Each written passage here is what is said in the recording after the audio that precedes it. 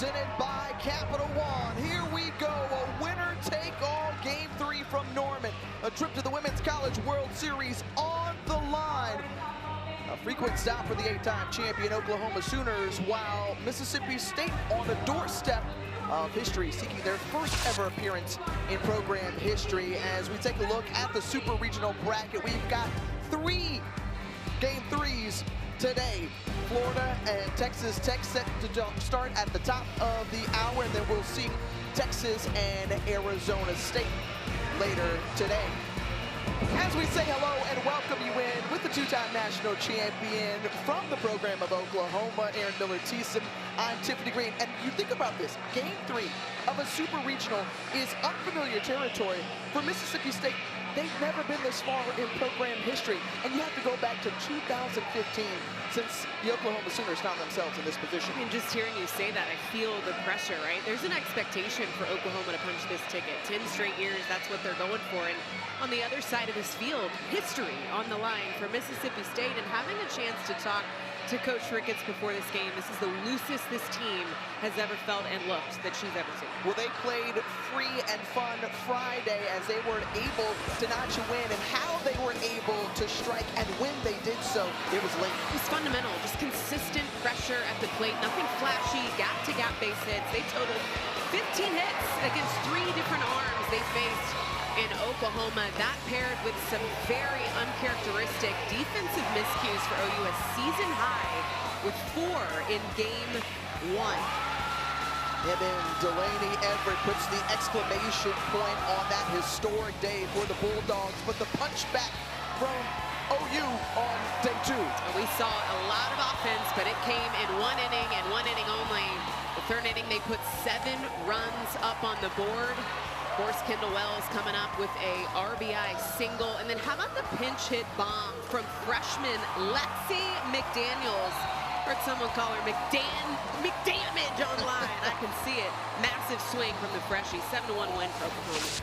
And if you look at the program comparisons, you've got 18 trips to the Women's College World Series, just 30 minutes here from Norman, Oklahoma for Boomer Sooner. On the other side, Mississippi State has never, again, been to the Women's College World Series. Their hopes are pitted in today's game with an opportunity to advance on, or will it be OU, the 8-time champions? Hey, look, bring out whatever you have to do, the broccoli, the rally caps, whatever is needed, with a trip to the Women's College World Series on the line.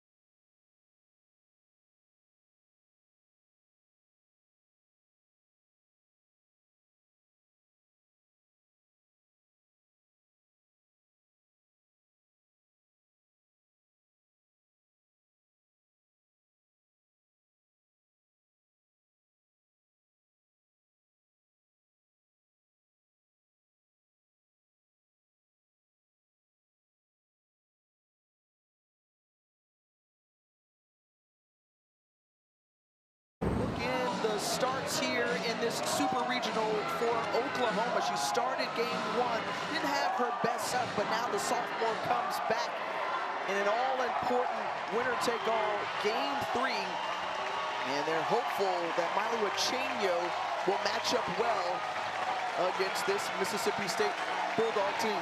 can see what she does. A lot of mix east to west with Rise and Screw. And talking to Coach Gasso coming into this weekend, they really thought Miley was the best matchup against Mississippi State. And admittedly, maybe not her best stuff in game 1. Gave up 3 walks, a double, a home run.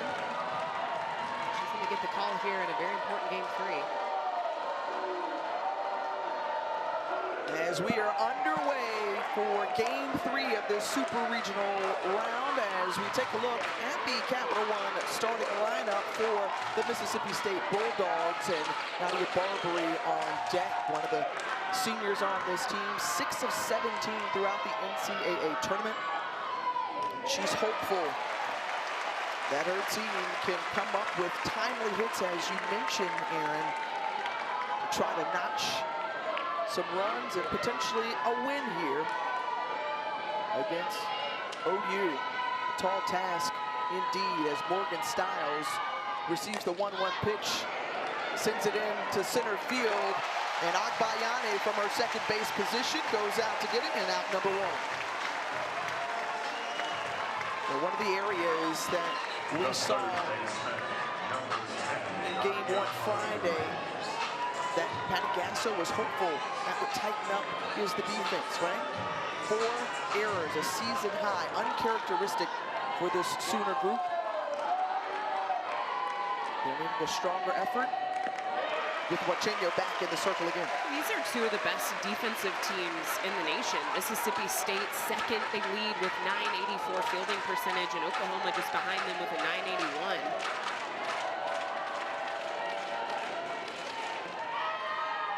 Here's Barbary,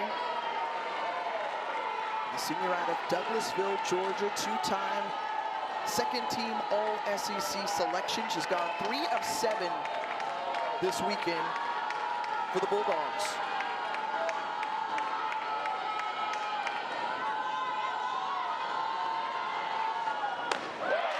Chasing upstairs. See a big cut. I mean, that is a home run style swing right there. Saw a massive jump in home run numbers from that sophomore season, junior season, senior season. I mean, she has doubled her home run power just in the last 2 years. 1-2 to the Bulldogs' offensive leader. Stays off of that one. Now count even with 2 balls and 2 strikes. Freshman and sophomore year, 4 home runs apiece. Last year, 11, and this year, 14 home runs in her senior campaign.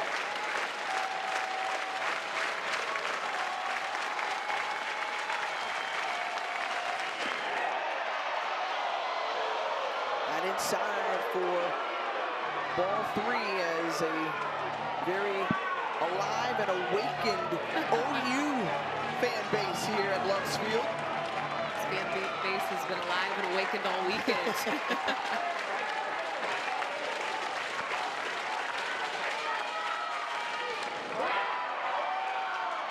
And a walk, the one-out walk to Nadia Barbary.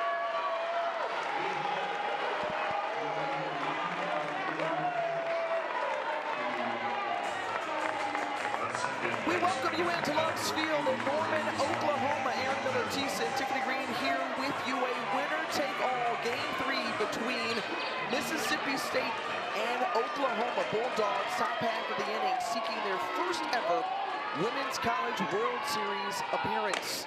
Nadia Barbary with a one-out walk standing at first base. Is one of the 7 seniors on this team and a Bulldog through and through.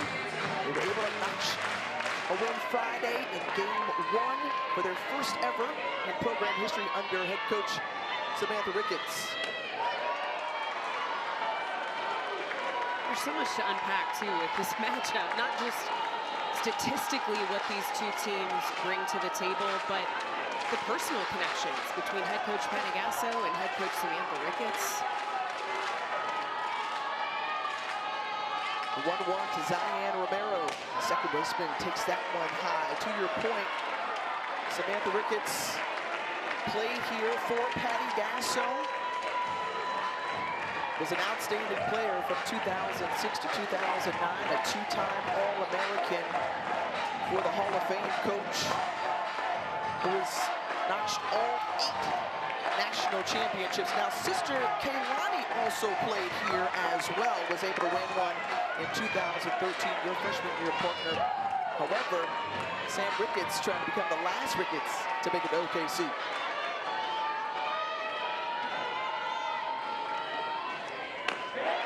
And a massive game one win, too, for Coach Ricketts. The first ever coach turned, or player turned head coach to beat head coach Patty Gasso.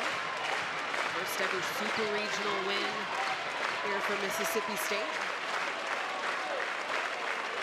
The 2-2 to Romero. Sends this one into right field, giving chases Ella Parker. She had a beat on it. Holding up a little bit was Nadia Barbary, but she trots into third in a stand-up double for Zion Romero. The 6th two-bagger of the season for Romero. This is off the end of the bat. Kind of a deceptive hit with the contact of Romero. You can see Parker trying to give chase to this, but fading over her head in right field. Nice contact, hitting behind runners for Romero in the 3-hole, and you can see Barbary just trying to put on the horse. She had to read that ball down. First pitch swinging from Kinley Keller, and Keller drives home the first run of the game for the Bulldogs, and another one comes in to score. A 2-run single for Kinley Keller. The freshman in the biggest game of her career, delivering a big one-out base hit to score 2. This is big time. This is a big time at bat, a big time swing. You can see a drop ball working low and away from Keller in the 4-hole. And this is what Mississippi State has done all weekend long. Fundamental hitting, gap-to-gap shots. They have applied pressure to this pitching staff all weekend long. And I gotta tell you, Tiffany, having a chance to check in with the dugout, you can see them here. They are loose, they are free, and I heard it from head coach Sam Ricketts herself. This is the most fun, laid-back, ready-to-rock team that she has seen all season long, and it's coming at the most important time of their season. But we saw the way that they stayed on the attack. They didn't feel like they had any pressure on them coming into today's game. It's Oklahoma, that's the national seed. Oklahoma with all of the championships to their name. So they just came out as loose and free as they wanted to be. And Samantha Ricketts is very confident with this group. Both teams out of the Southeastern Conference, they did not meet during the regular season, but this group has just put together timely wins, timely hits. Everything has just been timely for State throughout their run. Morgan Bernardini now at the plate, and you think about it, they go through regionals in Eugene, they knock off a national seed in Oregon. They are going 3-0. Just their second ever super regional appearance. Keep in mind, too, this is a Mississippi State squad that's got 12 newcomers. 6 of them are transfers. 6 of them coming in as newbies, and that one, Kinley Keller, she's a freshman in that 4-hole, coming up big with the single, the 2 RBIs. Morgan Bernardini, who is 3 of 4 this weekend. She's led the team throughout the NCAA tournament in terms of batting average. A player who has just morphed into a greater role this season and has embraced every moment. The 3-0 pitch. In for strike 1. Senior leadership on this team as well. We talk about loyalty. I think that's been a very consistent theme with a lot of the seniors and the leaders of this squad. 4 years here at Mississippi State and earned her stripes. I mean, really, truly earned her opportunities. Had no starts in her first 2 seasons, and the last season in her junior year. I mean, she had a breakout year. Came in a pinch hit opportunity in game 1, earned the starts in the last 2 games here at Supers.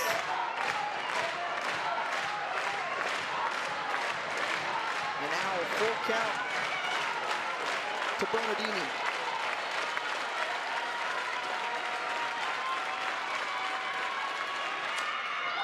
And pops up.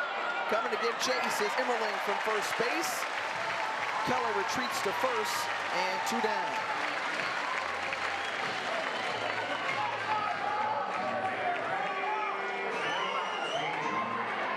And noticing early on of what you've seen from Miley Wachenio, what is it that the Bulldogs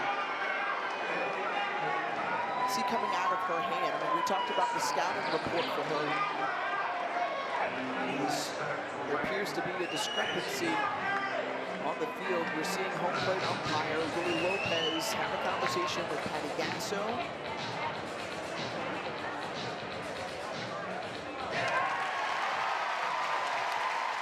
And they're going to say Keller is out at first base. Did she leave too soon from the bag? I'm going to take a look at this. I wonder if there was maybe contact with Emmerling off the base. Or potentially leaving early. That would be the third out of the inning, or second out of the inning. As it would bring Bernardini back to the plate. Yep. It'd be treated as a full count. It's like we're going to hear from second base umpire, Mike Burwell. After the play. The ruling on the field is that the runner from first base left early. So that runner is declared out by the option of Oklahoma. The batter will return with a 3-2 count. I'm going to get a look at it here. So this is Kinley Keller at first base. Very much early. You can see immediately the call from first base umpire Kaylee Young. Arm goes out. So that's bringing Bernardini back to the plate.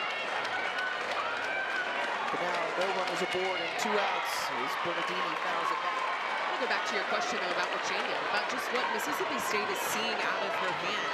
I think really this comes down to a game plan. We saw yesterday them getting caught late in counts, not aggressive early, and seems a little bit of swings outside the strike zone.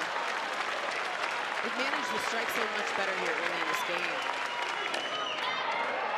Popped up, calling for it is Sydney Parker at third base, and that ends the inning, but not before a couple of runs put up here by Mississippi State to start off this game 3 of Super Regional.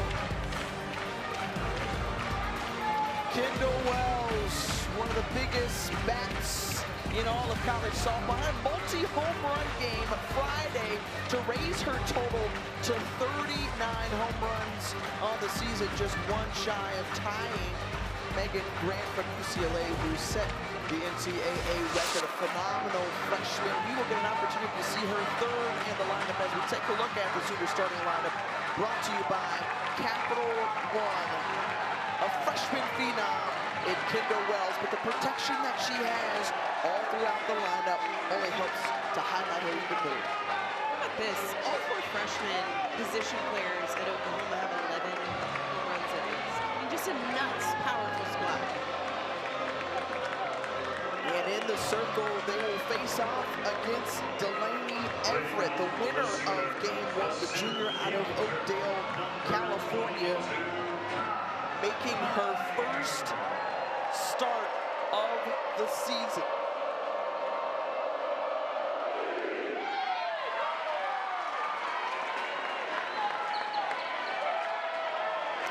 Miles an hour out of this lefty, working across the zone and up in the letters there. Really aggressive, white to white.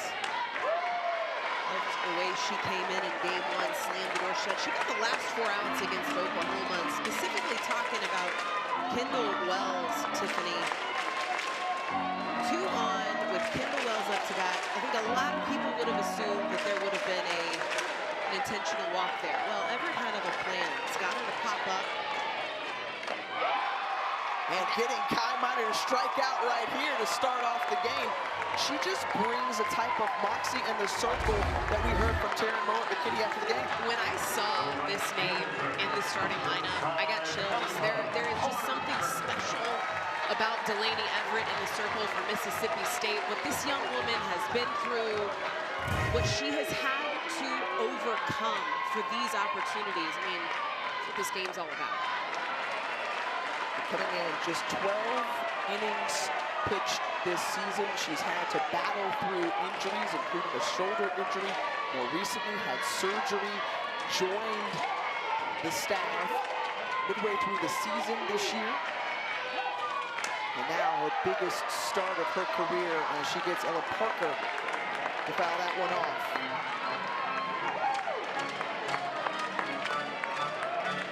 Junior, who's come up with the hit so far this weekend, a first-team All-SEC selection.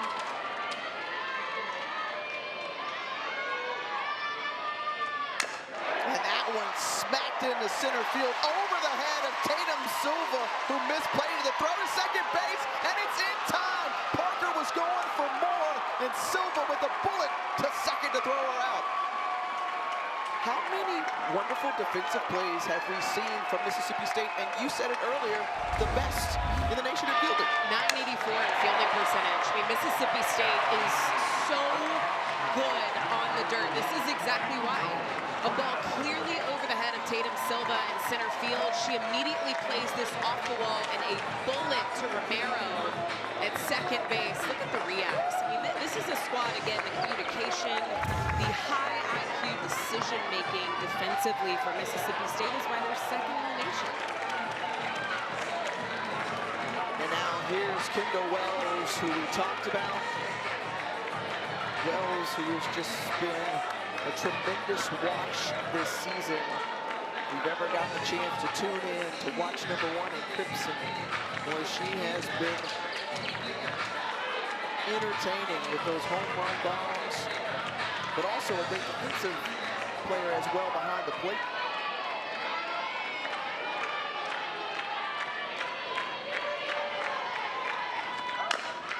First pitch swing at the backhander, and it's called foul.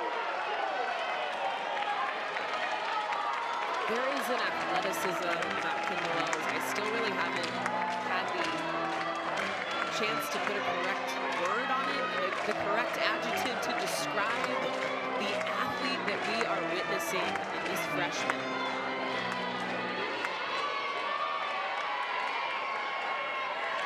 Out of Bogart, Georgia, Kendall Wells, who leads the Sooners this weekend with hits. 2 of her 5 hits left the park, along with 7 ribbies as well.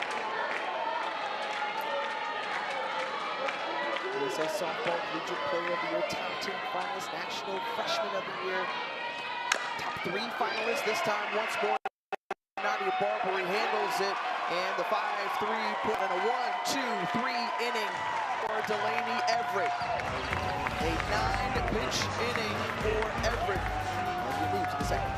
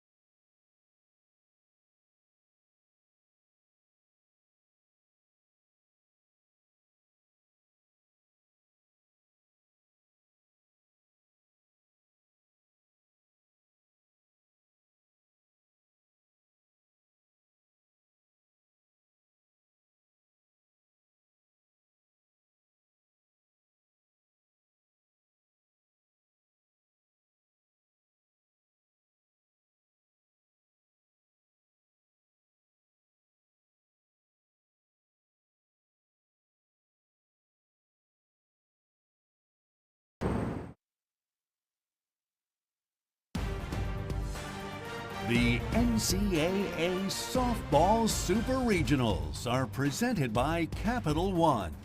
What's in your wallet? One of the most successful programs in college softball history that four-peat the most recent a part of their 8 total national championships. But Aaron, you and I called game 1 Friday, and OU has not won a Super Regional after losing game 1. To go back to when it first happened against Arizona in 2005, and then 07 against DePaul, being swept. And the last time they were in this situation was 2008 against Arizona. That's after losing game 1. If you look at those years, I mean, you got to go way back in the score books. Also, the last time they played in a game 3 of a Super, not losing game 1, but playing in a game 3 was in 2014 against Tennessee. Was back at the old Marita Hines field. Now the new digs here at Loves. Using with everything that we look for in the softball stadium as Paige Ernstes lines out to Gabby Garcia at short and 1 down. So after giving up a couple of runs in that first inning, Miley Wachengo needs to settle in and do what? It's just attacking early. This is something we saw that Lowry did well yesterday in her start in game 2, 87 pitches thrown. She hammered that very first pitch. That one very close on the outer half. Tighter zone this weekend, I think, especially on those corners early. But those are some categories that this OU pitching staff tracks. It's that first pitch of an at-bat, can they get ahead? Then they track the third pitch, that conversion count. So right here, a 1-1 count. This very next pitch, an important pitch for the Oklahoma pitching staff. What can you do in order to turn this ship back into the favor of the arm in the circle? I mean, it's a big difference between a 1-2 and a 2-1 as a hitter. So now you're in control. You've got a pitcher's count, a 1-2 count. It opens up pitch location, right? You saw associate head coach Jake Rocha in the mouth of that dugout. She's calling pitches for this staff. So tracking some of these conversions, tracking some of these pitch locations, a big deal for their success. And this is the only lefty in the lineup that Wachengo will face for Mississippi State 1 through 9 so far. And now the count even, and the pitch to Silva. Silva, the center fielder, who had that great throw to second to get Ella Parker out after that single. And that Broccoli that is carried over from the Eugene Regional, something that they picked up. They ditched the unicorn and opted for heads of broccoli to help them rally. That one low for ball 3.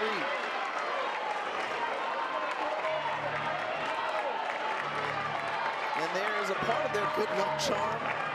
Broccoli guy Jim Stewart Allen, making the trek from Pacific Northwest to support Mississippi State.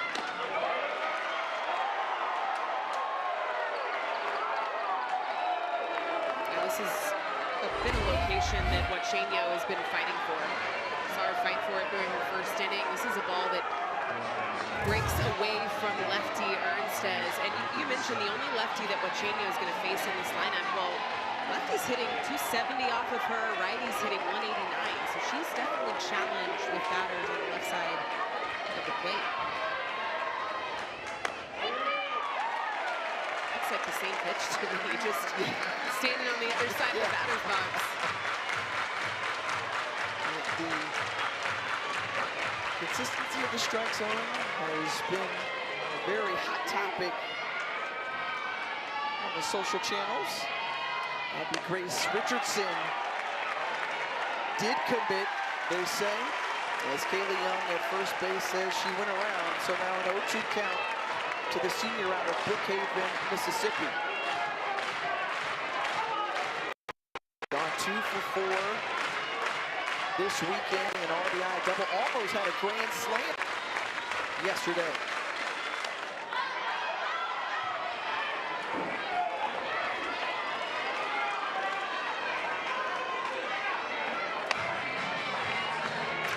Experience out of Abby Grace Richardson coming over from Copiah Lincoln, JUCO transfer.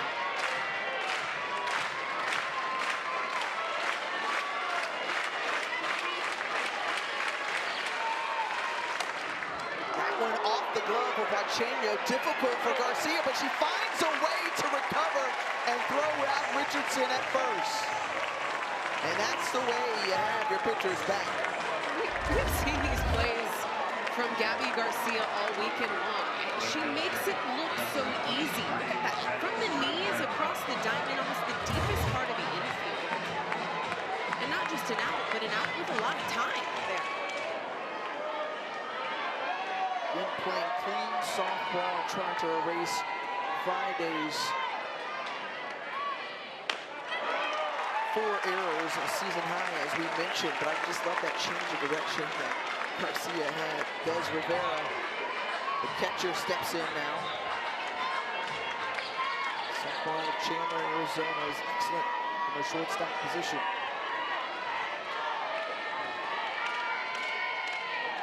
This is another transfer, too, with postseason experience. Coming over from Iowa, she had spent some time also playing at Oregon State. And that was back when they played in the Women's College World Series back in 2022, had hits in both games. Like, there is postseason muscle in so many of these young women in Mississippi State. Puts it on the ground. Agbayani fields it from second base. The 4-3 put out. Runner left aboard, nothing pushed across as we move to the bottom of the second.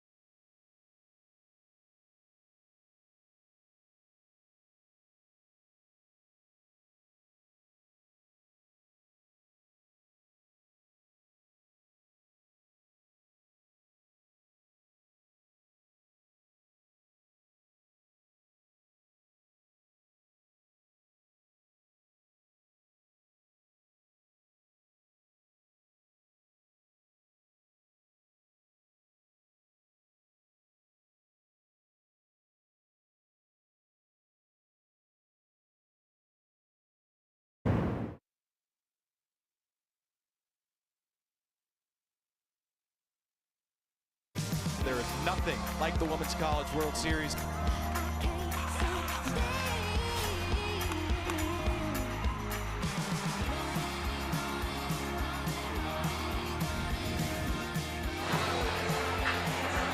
all gets popping Thursday from Devin Park in Oklahoma City. I'll tell you already, these teams have punched their ticket to the Women's College World Series. Alabama is back. Nebraska going for the first time since 2013. Arkansas, their first ever trip to the Women's College World Series. Congratulations to Courtney Deifel and the Razorbacks. Karen Weekly and company are back-to-back. And OKC along with UCLA. And one of these teams will move on and extend their season. It's just a 30-minute drive from Norman, Oklahoma. Cassidy Pickering has been there before, won a national championship with this Sooner program. And they are in search of their 10th consecutive trip to the Women's College World Series.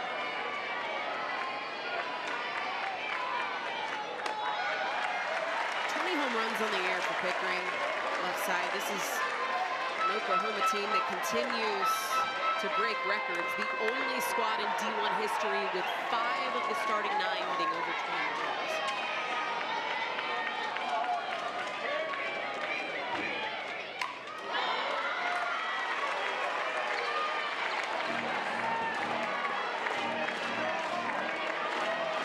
Pickering and Parker, who were part of that last national championship team back in 2024.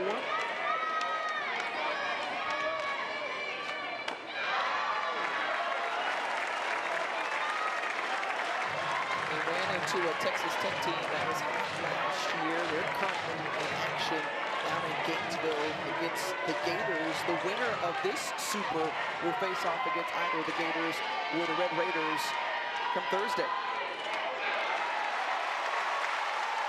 And the walk to Pickering. The Western Conference Finals continues tonight with Game 3. The Las Vegas Golden Knights lead the series with the Colorado Avalanche 2-0. Catch all the action tonight at 8 Eastern on ESPN. Such a wonderful time of the year, right? You've got pro sports and their playoff season. You've got softball, Super Regionals this weekend, Women's College World Series coming up, and then the fellows will follow after that. I mean, the spring season is just full. And you gotta have your ESPN app too. You know what I'm saying? Because like you're watching it on TV, but you also have to pull it up on your device. You gotta see multiple games, multi-view, all that jazz. Abby Garcia pulls it over and nearly turning the double play, but unable to do so. But Diane Romero goes to Morgan Stiles for the 4-6 put out. And Abby Garcia is up first with the fielder's choice. This is a ball that's flowing in on Garcia. You know, I've seen her chase out of the zone quite a bit this weekend. Only 2 hits on the weekend for the lefty. Typically a 400 hitter. I've just seen her a little bit less disciplined at the plate than what she normally shows. Des Rivera just making a quick change with Taryn McKinney. So now she swaps out. He's ready to get set. And joined that 20 home run club this weekend. Feels like 200 at times. The 2-run blast back in Game 1. We just talked about just the way that her production has risen, hitting above 400 this year. I think 200 points from last year to this season. Big credit too to JT Gasso, the associate head coach, who really works hard with all of the AU hitters. She came in as a catcher too, Tiffany. I think that's something worth noting. And knowing what came in this season with Kendall Wells, she volunteered to split her time. But it's Delaney Everett who's able to strike out Immerling. So second K of the afternoon for Delaney Everett. The lefty just slicing and dicing here, low in the zone. Beautiful drop ball, breaks off the back of the stance of Immerling and gets her to go right over the top of that. That brings up Abby Dayton. Dayton with 1 on and 2 out. Senior from Riverside, California. Remember, began her career at Utah. Went to the Women's College World Series at that historic run for the Utes back then. And then second season in the Sooner uniform. came into Utah as a slapper. I loved getting a chance to chat with Abby Dayton this weekend about her evolution as starting as a short game swinger, bunt, slap, soft contact, and now hard for her to believe that she's a power hitter. That she stands in and swings. Said that really that evolved for her during her time at Utah, working under DJ Gasso. That was their first trip to the Women's College World Series. He's the hitting coach there. He's since moved on to Arkansas. She makes her way to Oklahoma. She's now been coached by all the Gassos.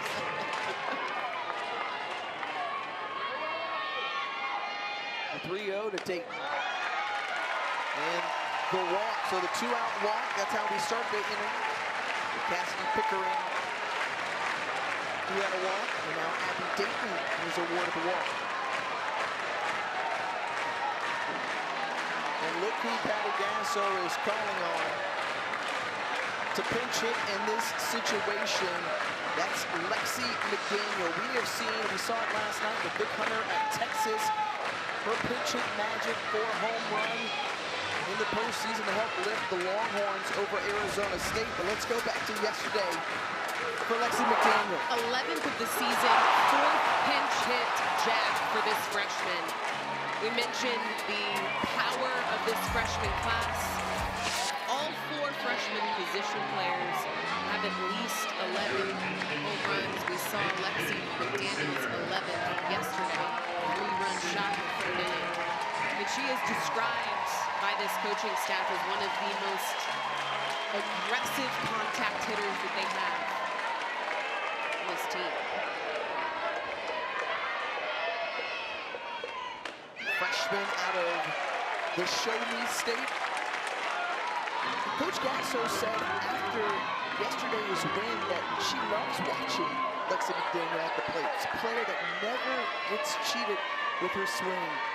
Always going for it, embracing the big moment, loves the big moment. This one, a chopper eaten up, but still recovering from Nadia Barbary.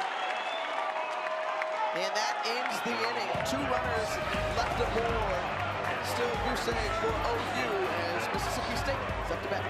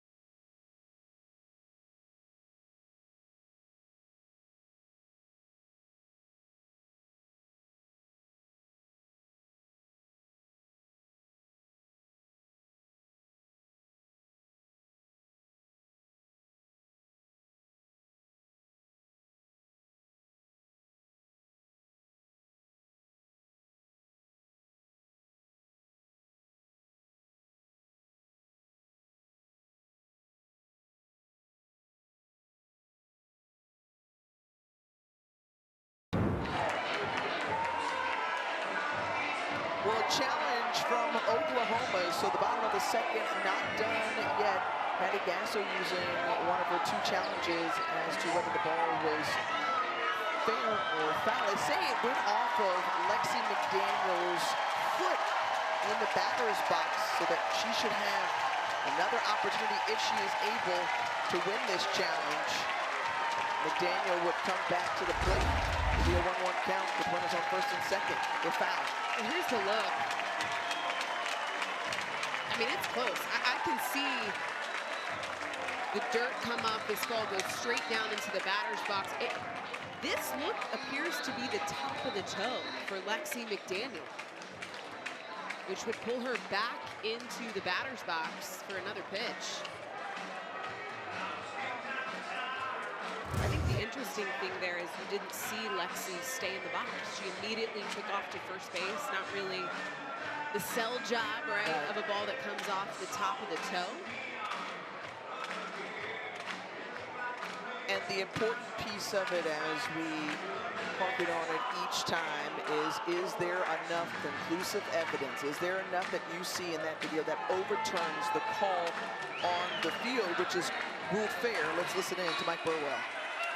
After further review, the call on the field will stand. The winner is out. Oklahoma will have one challenge remaining. So unsuccessful in the challenge, one left in the pocket for Oklahoma. Answers the question. I guess in the eyes of the umpires here, not enough evidence to overturn that call. So we will step aside once more here. Come back with us to Norman.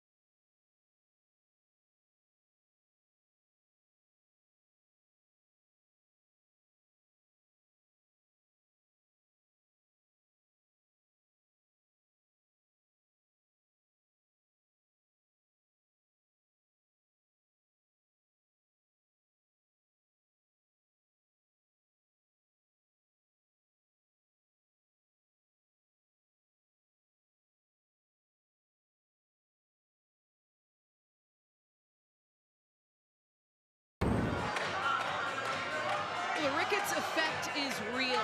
12 total years at Mississippi State, 7th as the head coach, and the success under her, you just cannot deny. The first 40-win season, she's got 42 wins here in 2026. Set the program's home run record 5 separate times under her leadership. But to me, it's the Super Regional appearances, Tiffany. First one back in 2022.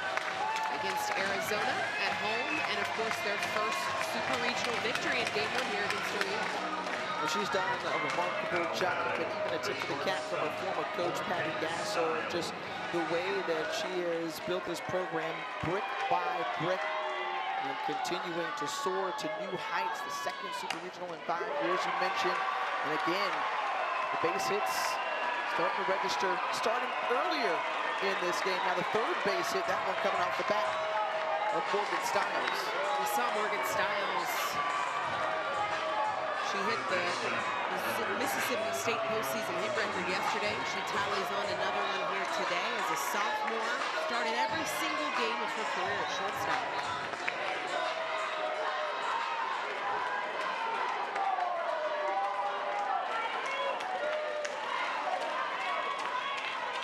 Barbary, first pitch swinging. Underneath it is Gabby Garcia, and a 1 down.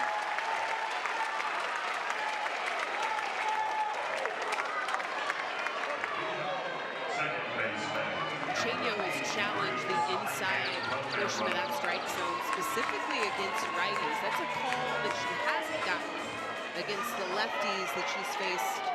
Only Tatum Silva on the left side of that plate, but it has righties for Mississippi State right in under the hands.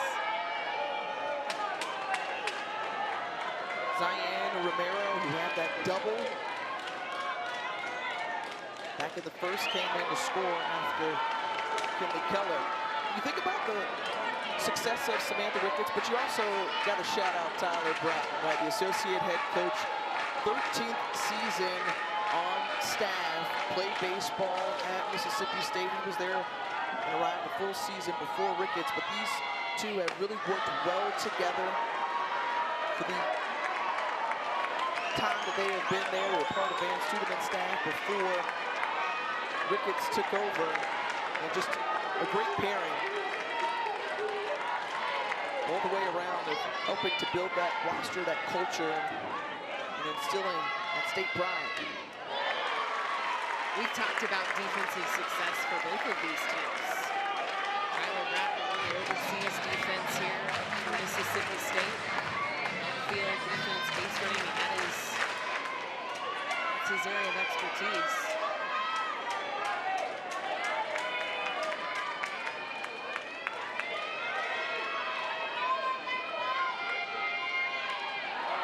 That one getting past Wells, so allowing Styles to move into scoring position, standing at second base, and the faithful who have traveled with the Bulldogs from Starkville here to Norman, hopeful that Wales State can add another insurance run or more. So after the pass ball, Kendall Wells goes out to the circle to have a quick chat with Myla Rechenya.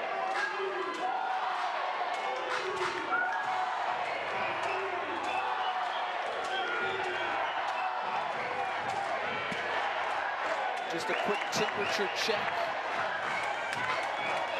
with the battery and the infield.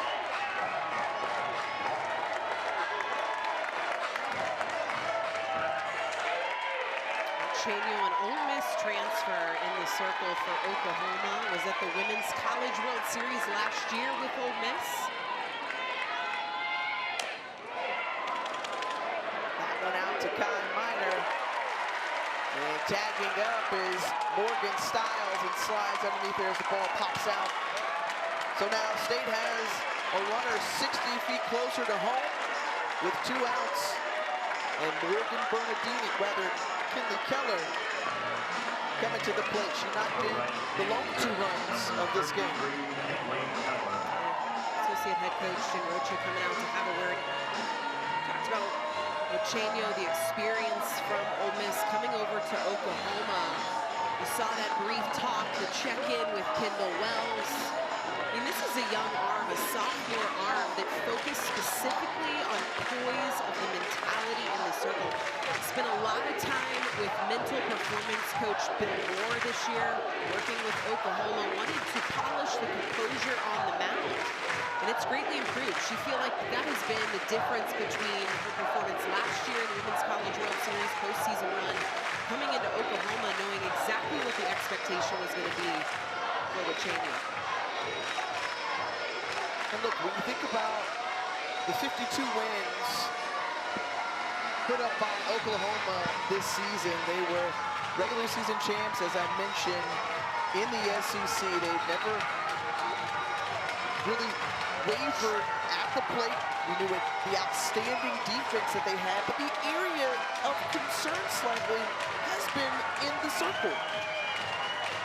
They did. They had to replace 2 Women's College World Series arms last year, and Kelly Maxwell, Carly Keeney. First pitch swinging deep in the 5-6 hole from her knees. Not able to make the throw in time, and another run comes across. Kinley Keller responsible for all 3 runs for Mississippi State. The contrast of offensive production for these teams is so interesting to me.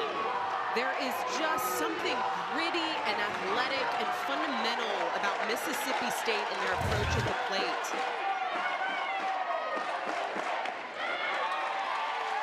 The flashiness of Oklahoma's offense, the towering home runs, the massive home run production. collective numbers from Oklahoma, and you look at what Mississippi State has done this weekend.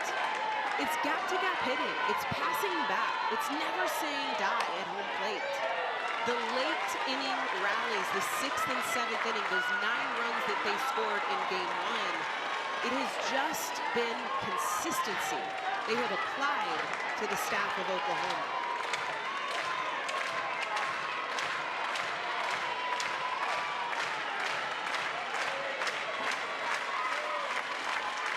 The 0-2 to Bernardini.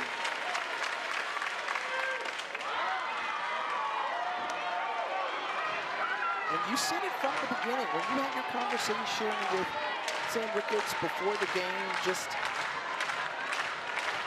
a load off of this group, not carrying any pressure coming into this game.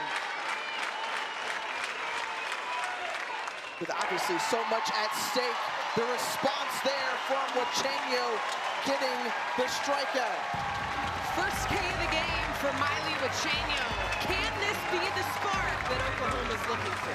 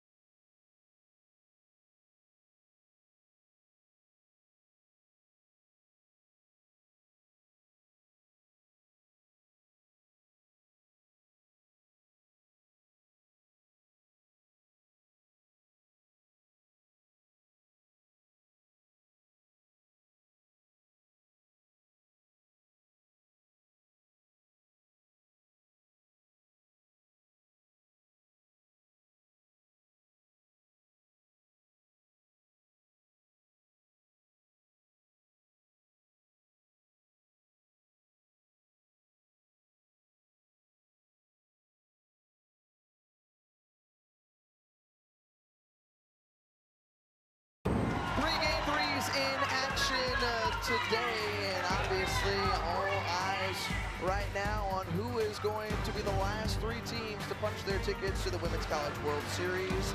Texas Tech, Florida currently in action. Texas and Arizona State will be due up later today. The defending champions evening things up last night with the Sun Devils. And take a look, we're entering the bottom of the 3rd inning. That 3rd inning was monumental for this Sooner offense yesterday, scoring all of their 7 runs in the 3rd. What is it about the 3rd inning for the Sooners? Maybe they'll find that magic here. They have not scored a run since the 3rd inning yesterday in game 2.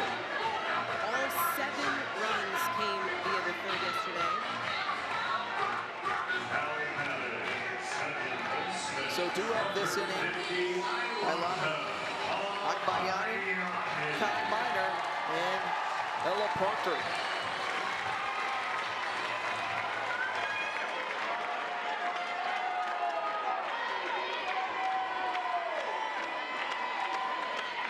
Agbayani is still searching for her first base hit of the weekend after going 4 of 7 in regionals. It was the weekend in which Road offense dominated their opponents, outscoring them 28-1.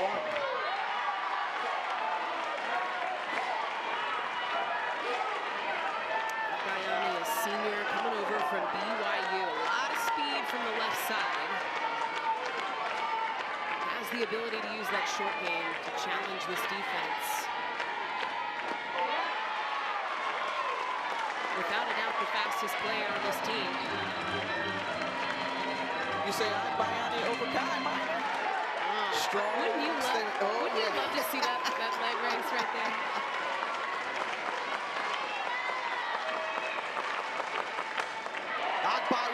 gets into this one into right and allowed out for the first of this third inning. The Women's College World Series returns to Oklahoma City. The action begins Thursday, May 28th at 12 Eastern live on ESPN. For more information on the 2026 Women's College World Series, visit NCAA.com, the home for all 90 NCAA championships. Who will be the next team to join them? Along with Tennessee, Alabama, Arkansas, Nebraska, and UCLA already with tickets punched. Back to the top of the order with Kai Miner, who struck out her first time up. 6 extra base hits for the NCAA tournament for Kai Miner. Associate head coach JT Gasso, the hitting brains, the offensive genius behind Oklahoma's offense. Very individualistic coach, and truly down to the mechanics, the kinetic sequence of each one of these young women, all the success that they've had under him. 10 seasons at Oklahoma. Since he stepped in 2016, this is a program that's averaged 7.7 runs per game. And they lead the nation this year with better than 10 runs a game, along with average. And second in the nation in home runs with 187. Kai Miner takes that ball high. It's now 1-2. I was trying to crack the code. I was asking multiple of these Sooners, like, what's the style? What is the sauce that allows you guys to be so good? The coaching and the influence from JT Gasso.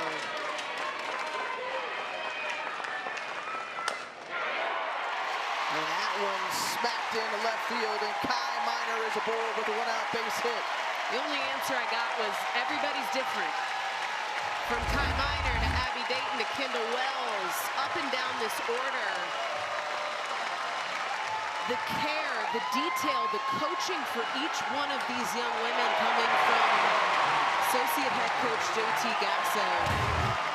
It is tailored to each one of these swings, and it has proven to be successful up and down this order.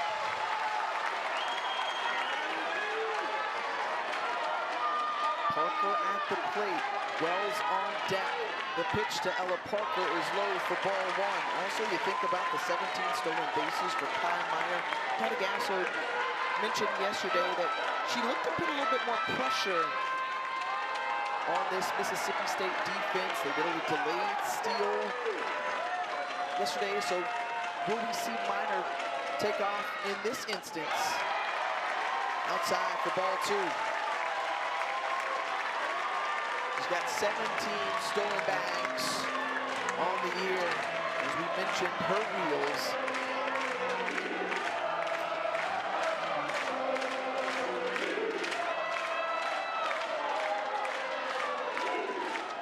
The lefty delivers to Parker. And ball three. Worth noting that Delaney Everett has pitched 3 innings. That's a season high.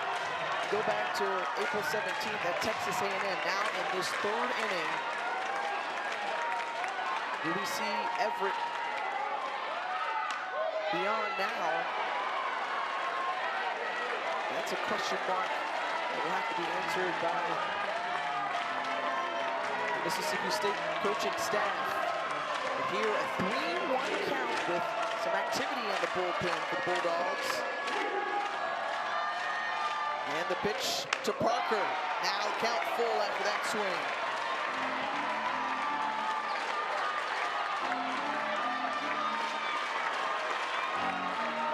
Pitching coach Melinda McKinney, assistant coach, her 3rd season overseeing the pitching staff here at Mississippi State.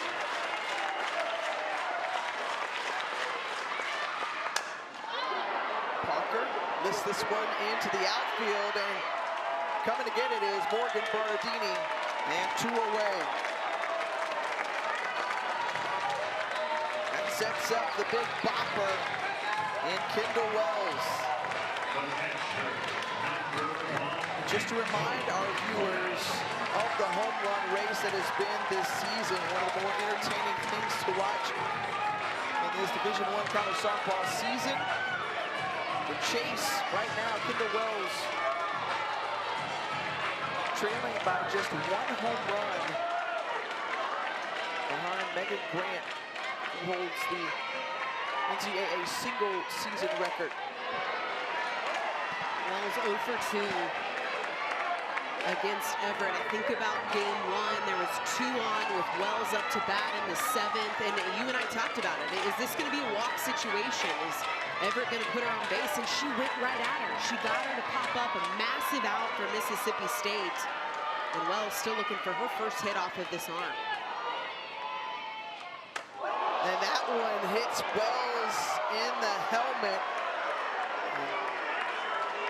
Wells feels that one as she is in noticeable pain.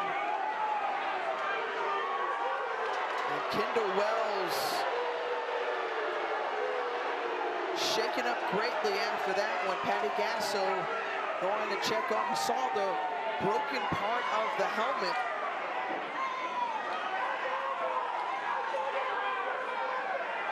Would look to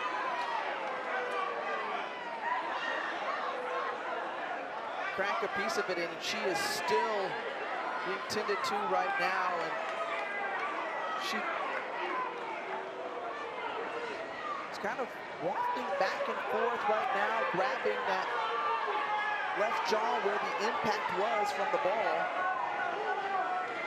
I mean, talking to Coach Gasso, Kendall Wells is one of the toughest kids on this team. Every single person we talk to talks about the tenacity of this young woman, just gritty, tough as nails, nothing she wouldn't do, would run through a wall for this team. That one up and in.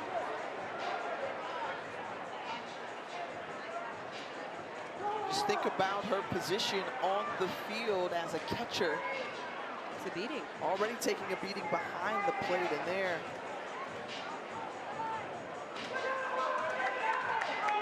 Unfortunate ball to the face mask, and there's concern inside Love's Field. The fans just looking on, hopeful that their freshman phenom is okay.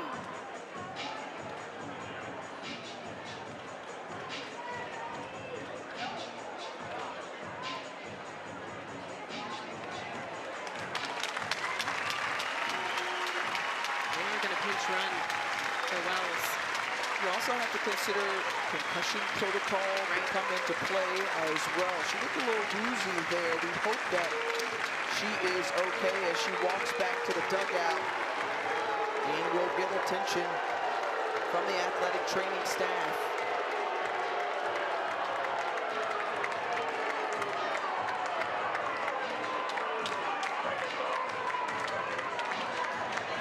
So a scary moment here in Norman.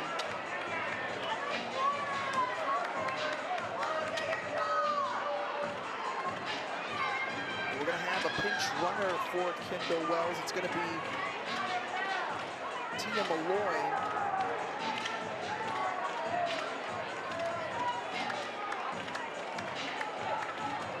There's Tia standing at first. Now, if you're Delaney Everett, like having to gather yourself after that pitch, you know that's not intentional, right? You've got an entire stadium that has some audible feedback. You're having to compose yourself in the circle to then have to turn around and face a Cassidy Pickering, who's been red hot in the postseason with runners on.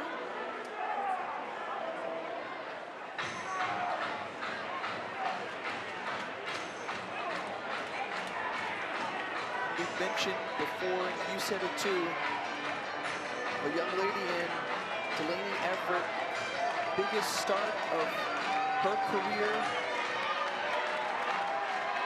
She too has been through so much, battled through injury, had to overcome a lot in her personal life. As Everett will have an opportunity to take a couple of warm-up throws. She hears it from the OU fans, but both coaches grabbing the ears of this Blue Crew. You mentioned just the resilience of Everett and the story of overcoming throughout her last 2 seasons. Lost her dad last year, just 10 days before her sophomore year started. Battled through injuries, surgery earlier this year to fight for this moment. And you know that hit by pitch, not intentional. You can see that was the badge number her father, a highway patrolman. So she wears that in honor of him.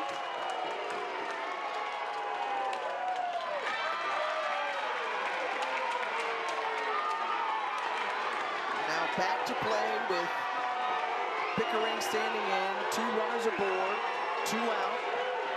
And OU searching for their first runs of the game. They've got an opportunity here. 0 for 4 today with runners on. Pickering can change that with the swing.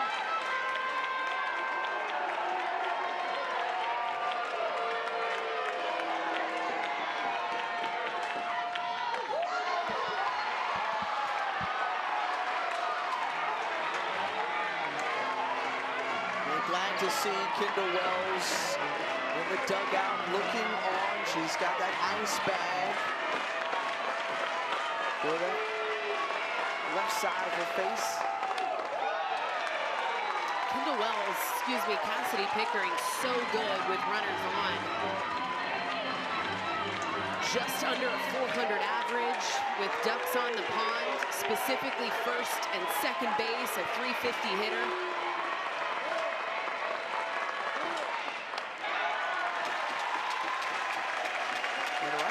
Keeping it away from Pickering, understand how productive she has been in the competitive ABs that she's had throughout this weekend.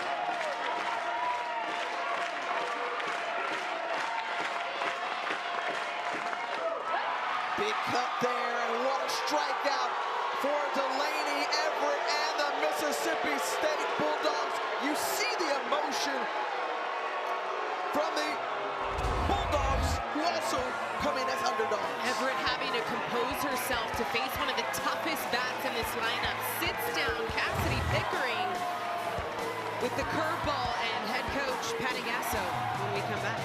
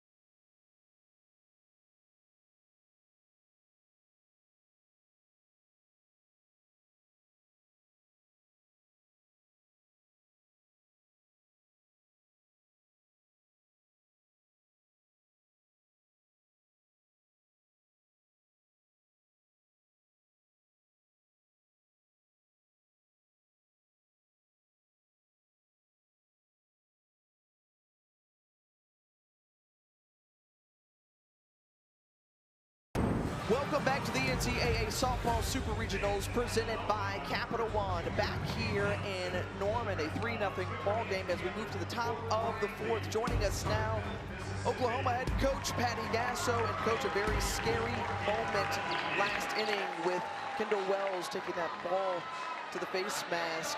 Obviously she's okay, but your concern moving forward? I think it rattled a lot of us here, and just Unfortunately, it's part of the game, and we care first about Kendall more than anything, so we got to make sure we check her out. But we got to not let this stuff affect us. But when it's one of your best friends, it just does, you know? You led me right to the next question, which is how do you zone back in the focus? There's so much noise and chaos going on right now. Yeah, we just talked about it. I mean, this is our home. This is our house, and we need to protect this house. So it's just calming everybody down and starting over. There's been a lot. There's been a ball off Lexi's foot. There's stuff that was, yeah, I'll stop right there. You know what I'm saying? Thank you, Coach. I appreciate it. You can sense it, the frustration there of just trying to get this train back on the tracks. A lot of chaos, a lot of noise. Feels like there's been a lot of distraction, right? I mean, literally the sound of the stadium at times feels hostile, like a very tough environment, even on their home turf. So she's trying to zone this team back in. Well, this is a program that doesn't lose much here at Loves Field at all, whether it's regular season or postseason, as Paige Ernsted's first pitch swinging to left field, and it's out of here. A solo shot for Paige Ernsted, and State now up 4-0.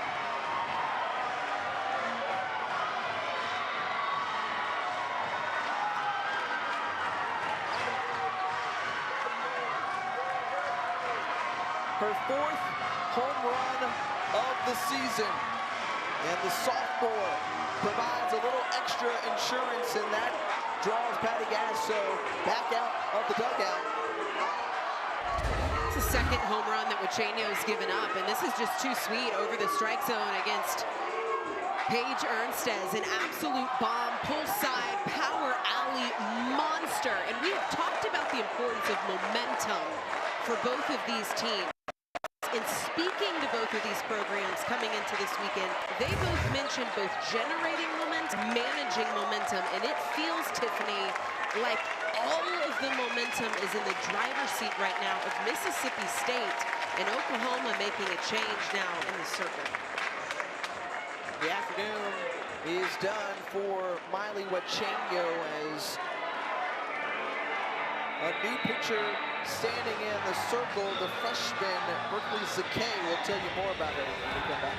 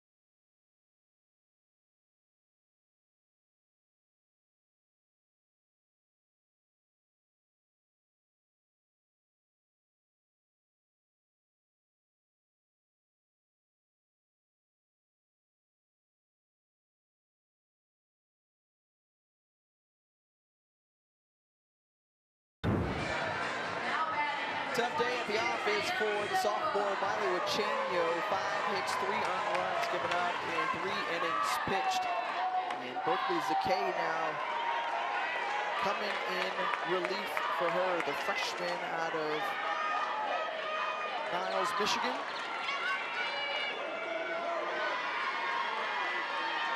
And her first win of the season back in regional play. That win over Binghamton.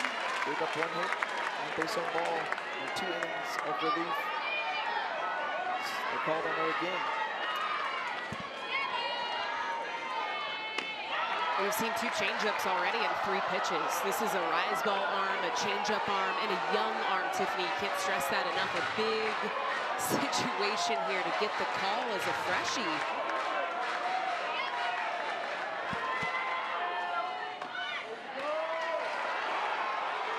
What a moment for first-time opportunities. You talk about Berkeley Zakay. You got Audrey Lowry, who pitched an amazing game yesterday, and she walked away with the win.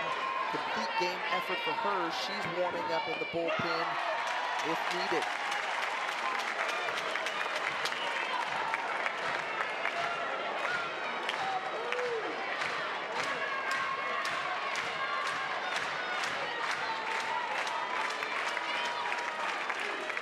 Tatum Silva rolls it over to Gabby Garcia, who guns it to first.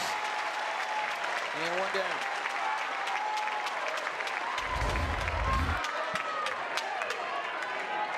Well, the freshman steps in and feeds the defense immediately. This is what OU needs. This was an area that they have focused on for this pitching staff coming into this weekend, but really all year, is you don't have to be perfect. You don't have to blow the ball by people. You need quality pitches, and you need to feed the ball to one of the best defenses in the nation. And if I'm Zakay, that's my focus here. I don't need to be something I'm not. I don't need to make this moment too big. I need to be fundamental. I need to hit spots. I need to trust my defense. A player on this pitching staff that has come along and has had some nice development. Limited time that she's had this season. 14 appearance of the year. In each pitch. 14 and a third coming in.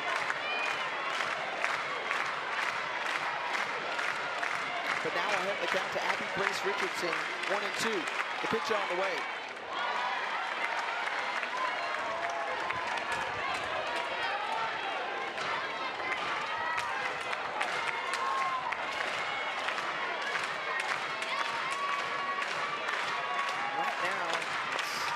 Mississippi State playing all-around ball here with the trip to the Women's College World Series on the line. They've never been this far in their program's history, and they're looking to write a new chapter if they could pull out a win today.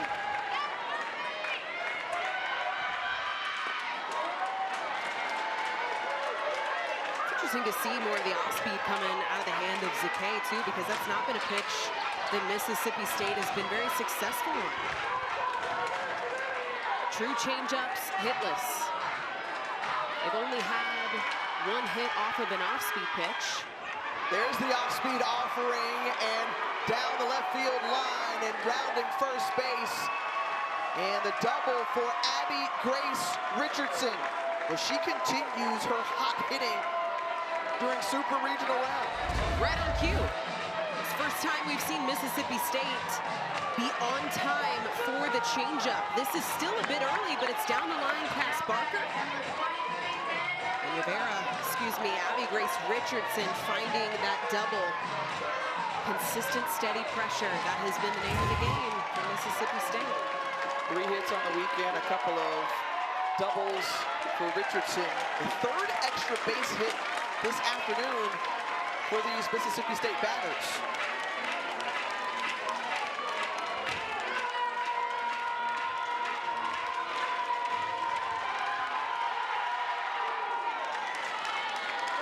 And right now, this is an antsy OU fan base, stunned right now at the current score and situation. Going around there, he said, trying to time it up, and early on the off speed. If she can continue to spot this pitch, she's going to see some success off of that. Maybe a little bit lower in the zone, that one belt high. It's on top of it, handled by Barker. And Sydney Barker retires, Des Rivera. Rivera goes back to the dugout, and now to the top of the order with Morgan Stiles. Stiles had that single back in the the third inning.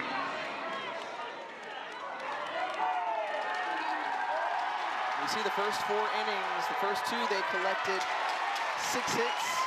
In this game alone, they've got 6 hits to go along with those 4 runs. So they doubled their run total for the first 4.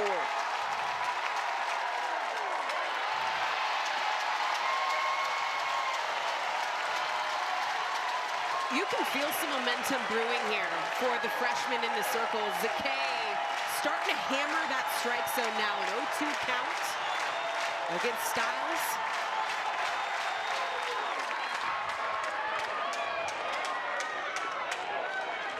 On top of the Mississippi State dugout. Still the count 0-2. And they're trying to inject some energy into Zakay, into this OU program, trailing by 4 runs.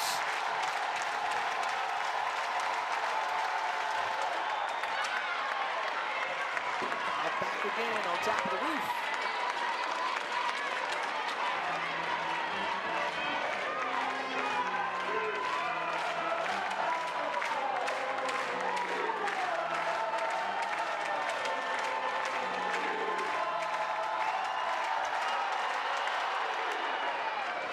Moving out for that one, Garcia, who's been busy along with this OU infield defense. And they get Zakay out of the inning. Samantha Ricketts will get a chance to talk with her as her team is up 4-0. Paige Ernstes adds another insurance run to the board. 4-0. It's State the lead.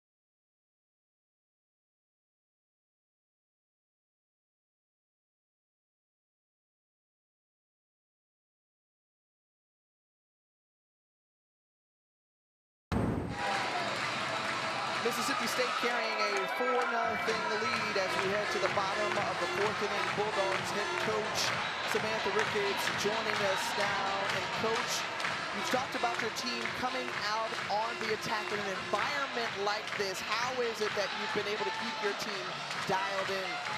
Yeah, I mean, we talk about it all year long. That's why we play in the best conference and that we're ready for this. Every moment's like a super regional. And, you know, we know that nobody's picking us and that there's no pressure in our dugout. We get to go out and have fun and dictate our energy. Coach, you mentioned the looseness, the fun of this squad, especially coming into Game 3. What did you notice specifically that was different about this squad today? I think they just really committed to, you know, we want to leave everything on the line. No regrets. Go out there, give it everything we have, energy-wise, effort, and let the chips fall where they may. And I thought they did a great job of staying loose on our way to the game and then at the start of this game as well. Thanks for the time, Coach. Appreciate it. Thank you. Hail State. The broccoli. The broccoli's there. Yeah. The broccoli has been a big part of the run. Hey, the first start this season for Delaney Everett. It comes in Game 3 of Super Regionals with a chance to extend your season or be the end of your season. And look at the way that she has stepped up in this starting role today. Big time. We saw her coming in as the closer in Game 1. You and I immediately picked up on the energetic presence of Delaney Everett. Aaron Miller, Thiessen, Tiffany Green here with you as the Oklahoma Sooners trailing by 4 runs. If they're able to come back and win this one, they would march on to the Women's College World Series for a 10th consecutive season. This is a program that has had so much history and so much success. However, throughout that history, 0 for 13 when trailing by 4 or more runs in the Super Regionals or later. They're hoping that they can be that one as a towering fly ball off the bat of Gabby Garcia. And Bernardini collects out number 1. Just this season, too, Tiffany, this is an OU squad in 2026 that's had 16 comeback wins. 3 of those with 4 runs in the deficit. One of those most recently against Arkansas, where DJ Gasso coaches on staff. And that was here, right here at Loves Field. Well, when you think about just the offensive awesomeness of this Oklahoma team, top to bottom, even off the bench, this is a team that can score runs in a hurry and in bunches. But Rivera underneath it, Delaney Everett getting Emerling to pop out for the second out of the inning. It's been the comfort and the ease that we have seen from Delaney Everett, and this is the longest outing that she has had this season.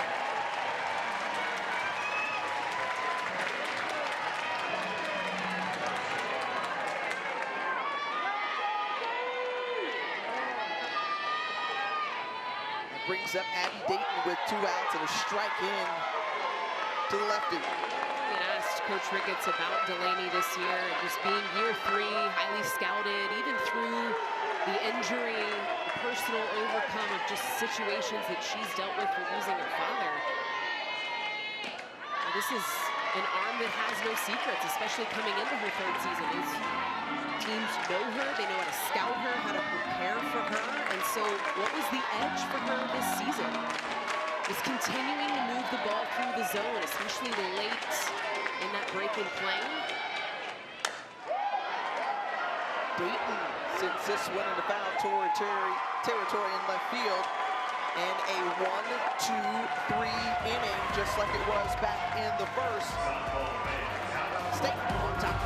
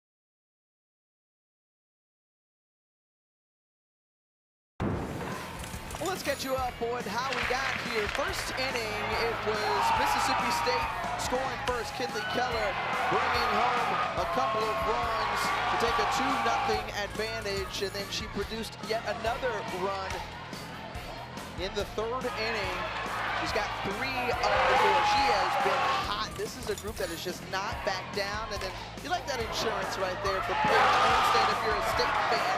And that brings us to where we are now. 4-0 in favor of Mississippi State, who is in search of their first ever Women's College World Series appearance in program history. For Oklahoma, well, it would be their 10th straight going to OKC. That in jeopardy right now. Aaron Miller, Thiessen, Tiffany Green here with you. And I can tell you, partner, this is not playing out maybe the way some would have expected. If you watched Oklahoma softball all year long, they've been one of the more dominant teams this season. That's a year in and year out type of occurrence for this group. But you also mentioned yesterday how Mississippi State was one of those teams that you felt like were overlooked. Ooh, an unseeded team. I think that they were very underrated. One of the toughest SEC schedules any team to come through SEC play. We heard it from head coach Sam Ricketts that they feel like their schedule is tough enough to prepare for this moment. We know for certain an SEC team will advance from this site. One of them will look to join Tennessee, Alabama, the #1 overall seed, and the Arkansas Razorbacks.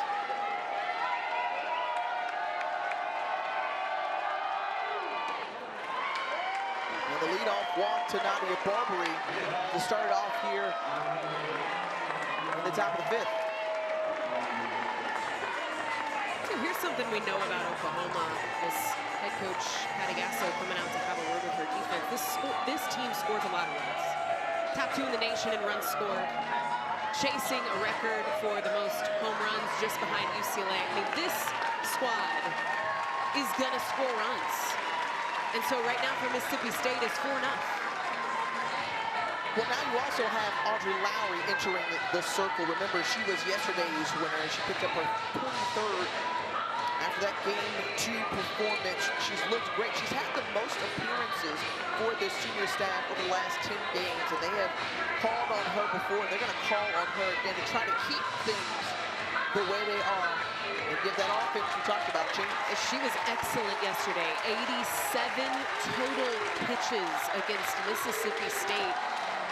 We've talked about the specific categories that this OU pitching staff tracks, and it was first pitch strikes. She was absolutely money in the zone early, the curve, the drop, and the defense behind her. I mean, it was all there for Oklahoma. And today, man, it has just felt like chaos for the Sooners. I mean, we heard it from Coach Gasso in the 4th inning, mid-game interview. She's working hard to get this team to zone back in their focus. A lot of distractions through 4 innings. Well, you gotta love the response to Audrey Lowry, understanding Game 1, she got hit around a little bit. But yesterday, she and her team came out with a different type of fire. Patty Gasso mentioned, hey, look, Audrey Lowry was very effective, very efficient, incredibly confident, and she had everything under control. So that's how the team rallied behind her, and they hope they can rally behind the Pittsburgh, Indiana native once again. She's worked a lot on that velocity. I mean, getting up into the high 60s, a really, really tight lefty spin, cutting through the zone. We've mentioned the strike zone. I mean, the fact that most of her break and her movement, I mean, it was 50-50 getting calls in her way, which to me, I felt like the best pitch she threw all game long was the very first pitch to each of these batters. Zion Romero, first pitch swinging. Again, attacking early. Have you noticed just the plan for the Mississippi State batters coming in and not wasting a lot of time or seeing a lot of pitches? We just haven't seen him chase. There's been one strikeout all game Chenio having the 1K back in the third. It really has been patience at the plate. They're aggressive when it matters, and they have stayed locked in to whatever it is they're sitting on. Whatever game plan they have at the plate, they have not wavered. Wow pitch, and Barbary moves to second base now in scoring position.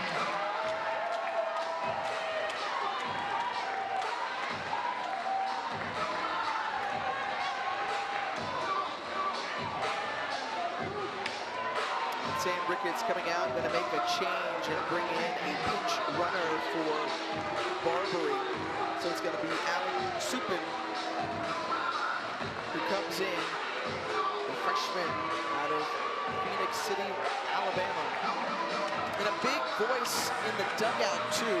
You talk about that energy and the way she keeps it up, and just how she is pass it from teammate to teammate. Supin got a lot of love from her Bulldog teammates when we got a chance to talk with him earlier this week. She might be responsible for that broccoli.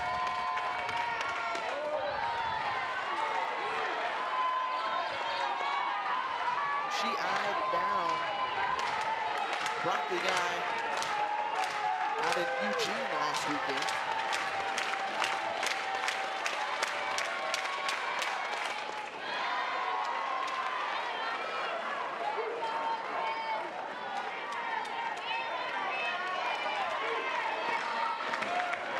Broccoli that we see before the game.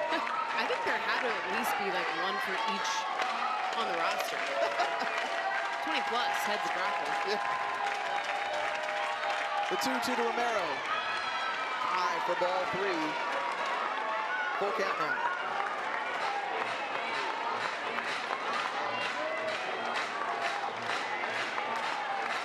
Sophomore out of Sonora, California, came up with a third hit back in the first inning with a double. This time, a diving Barker, but deep in the hole, boy, Gabby Garcia has just gunned overthrows the first base all game long. Good money. Covering a lot of ground in that 5-6 hole, cuts across to back up Sydney Barker, and the absolute shot across the field. We have seen that multiple times this weekend. One thing to have the range, but to follow it up with the throw, so impressive. First pitch swinging from Kinley Keller. She's done that all day today. The last two have netted 3 runs. This time, a 5-3 put out. Feed the defense was something we heard from Audrey Lowry for Oklahoma. She's doing it here, so stepping in for relief for Zakay.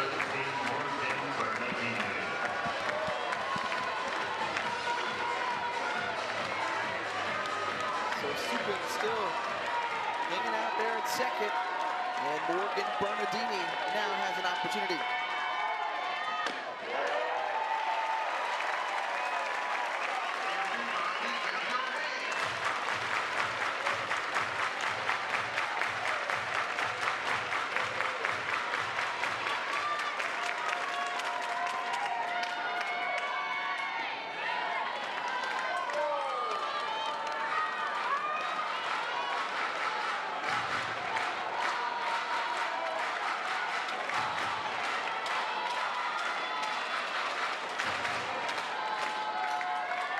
Lowry readies the pitch. High and tight. 0-2.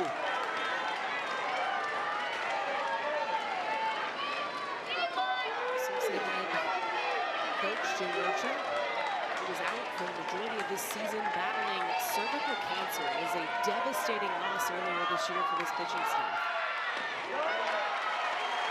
That was actually a challenge that Audrey Lowry had mentioned to us, just asking specifically, hey, what are some things that this pitching staff has had to work through? And it was an easy answer for her. It was the absence of their pitching coach, Jim Rocha, the majority of this season battling cervical cancer, and getting her back halfway through the year was pivotal.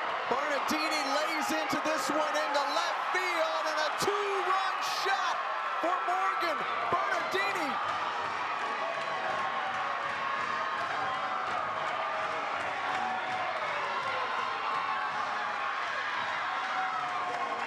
Silencing this crowd here at Loves Field. The contingency traveled here have reason to celebrate. It's so poetic, right, for Bernardini, a senior, getting the call here in Game 3. This one over the meat of the strike zone, a late-breaking curveball in her power alley, and 2 more insurance runs on the board for the Bulldogs. You heard it yesterday from head coach Sam Ricketts. An underdog is still a dog, and right now the Bulldogs have absolutely unleashed. 7 hits, 4 of them for extra bases, 2 of them have left the yard. Remember, we told you the stat before. The winner of Game 1 in a Super Regional goes on to win 79% of the time. Right now, a 6-0 advantage for State.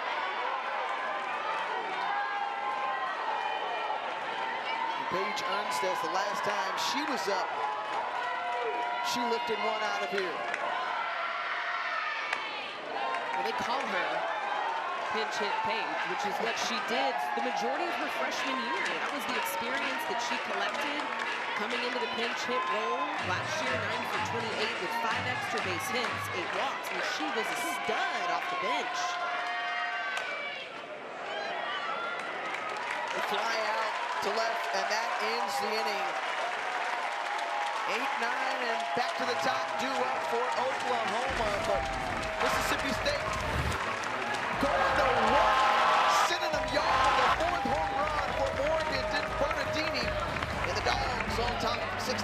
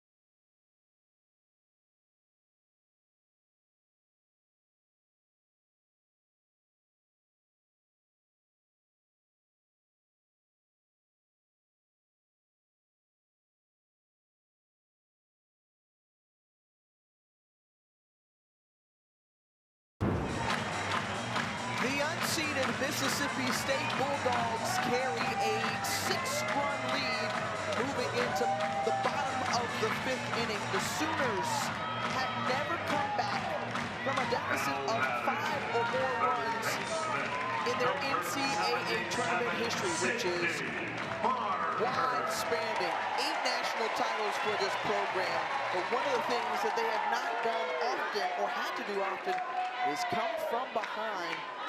And here, this is the largest deficit that Patty Gasso's crew has faced in 5 seasons. Bear's got something in the eye. Bug, dirt. What's going on? And after the way we saw Oklahoma come back yesterday, they were punched first, but they delivered a blowback in game 2 to even up the series. This is an unexpected outcome to this point. Look, let's be real here. Even with the numbers here, 0-3, never come back from a 5-run deficit. You and I are still up here, and so is the entire world holding their breath thinking, hey, this is the most potent offense in the nation, one of. It's got to be a matter of time, right? Before you see this offense unload. Well, it's going to have to start here with Barker. Lexi McDaniel pinch hit for her back in the 2nd inning.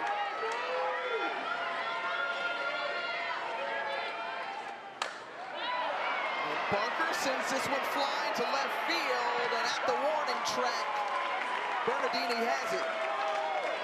That was one of the best cuts we've seen all weekend from Cindy Barker. But now you have to also ask this question.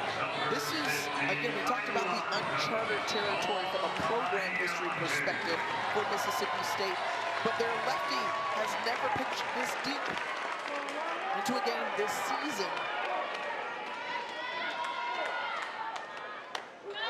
How long can she last in the circle against that potent offense you referenced? That's a great point. Ever at a career high with innings thrown here.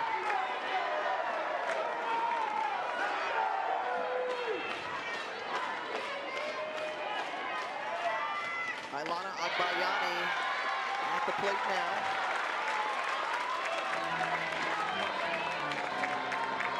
See the exchange between the two transfers, and Tasia Gould and Melissa Fairclough in the bullpen.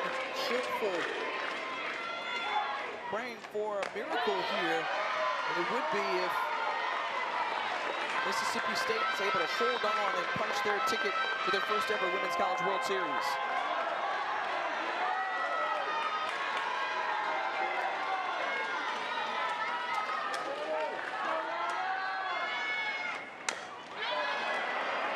Underneath it is Agbayani. 3 Bulldogs converging in, and Tatum Silva has it for out number 2.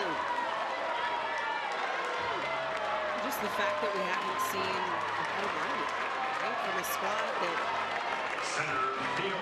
Has hit a home run in 57 of their 61 games, partner. 187 on the season. I was searching for that stat. Yeah, I got you. It's a feat to kick that ball in the yard.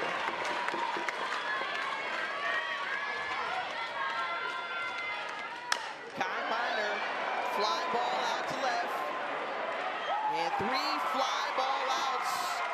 3 up, 3 down for the Sooners. Just a 6-pitch inning for Everett.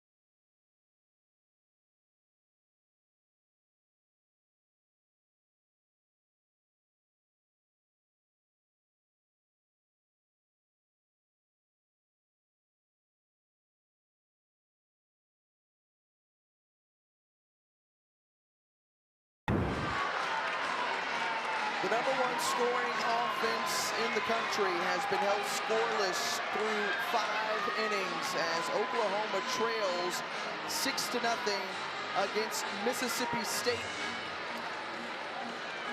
The Bulldogs have never made a trek to the Women's College World Series. They're 30 minutes away and potentially 6 outs away from advancing on to Devon Park.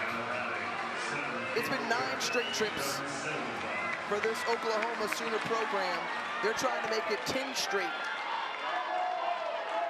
But they've got a big hole they must climb out of in order to do so.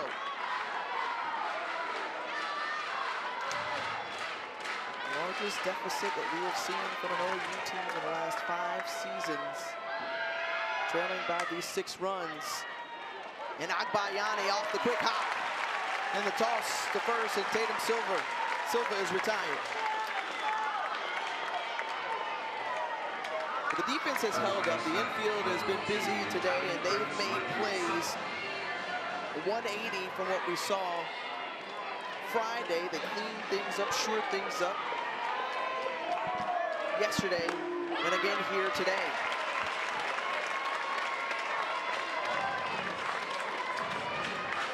Abby Grace Richardson, who you mentioned has been to the World Series on the JUCO level, helped to lead her program to back-to-back appearances, and now has an opportunity to do it with Mississippi State.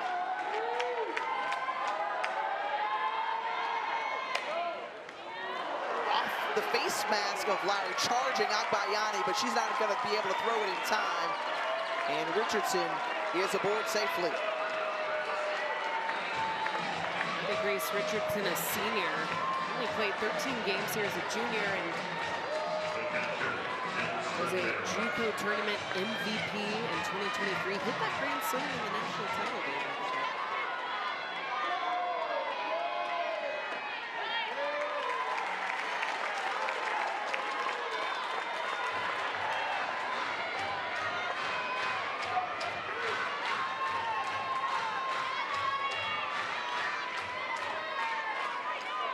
The 0-1 to Des Rivera.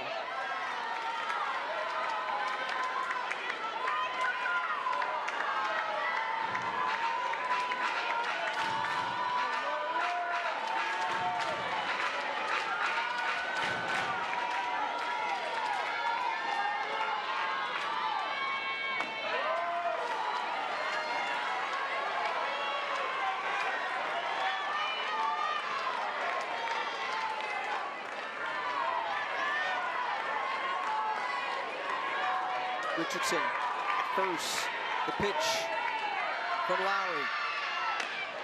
Swing and a miss, the cut there, now 2 balls and 2 strikes.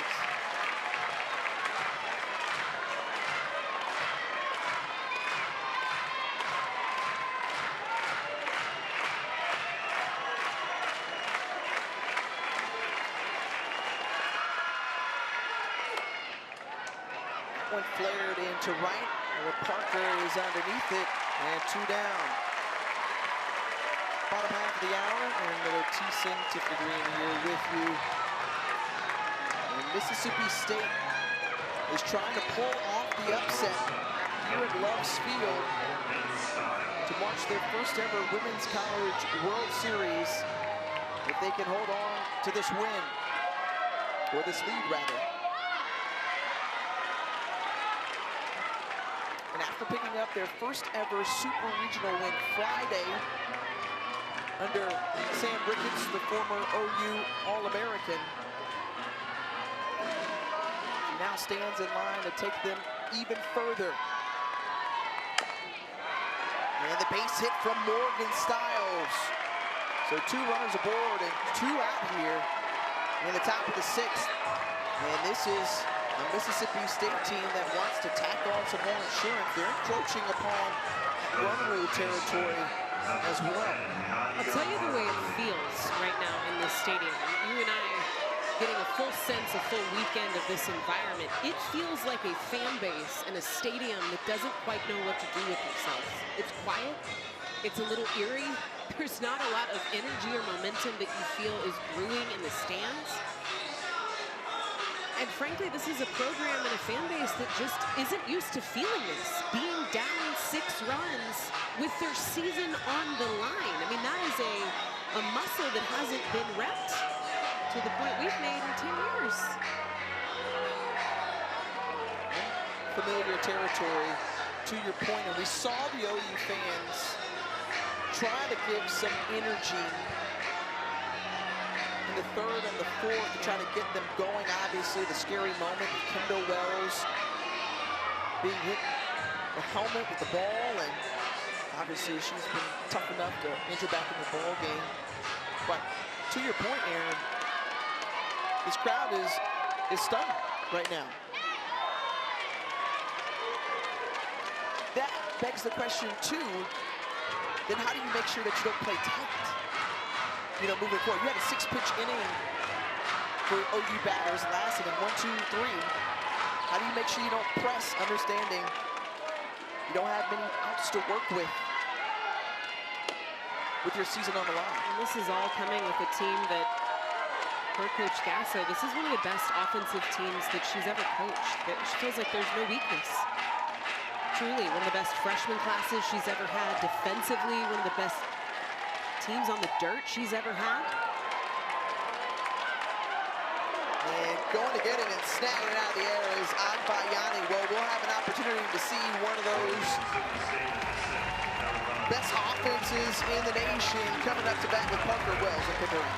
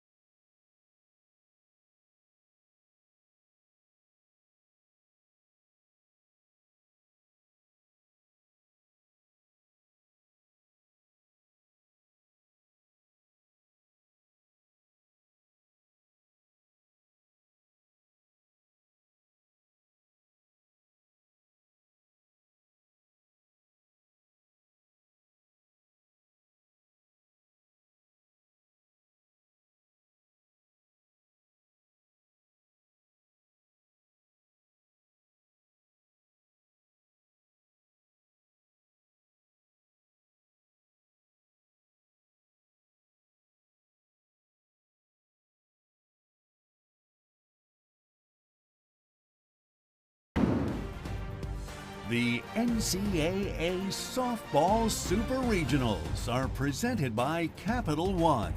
What's in your wallet?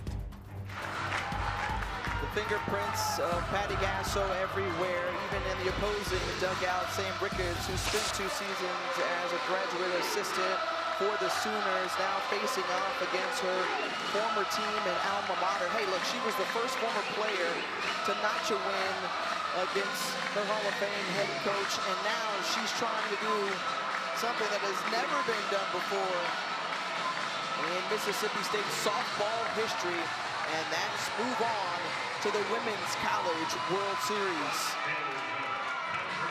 Former player versus former coach.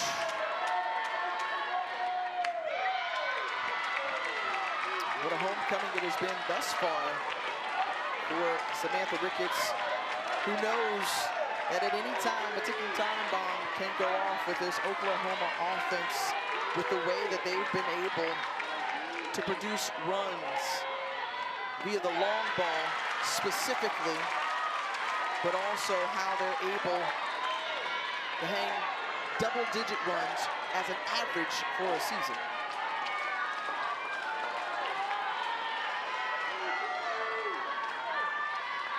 Ella Parker takes that ball outside for ball 3. You've got Parker with 22 home runs. Kendall Wells on deck with 39 home runs. And Cassidy Pickering with 20 sitting in the hole.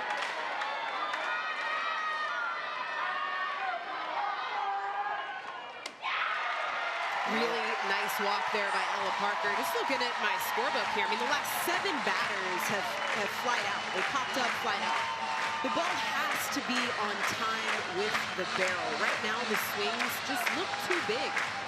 Trying to hit the ball out of the yard, trying to be a home run at bat every single time. And we've seen the success that Mississippi State has had, being gap to gap, putting a hard barrel on the ball. And I think that that is an adjustment right now that Oklahoma has to make at the plate.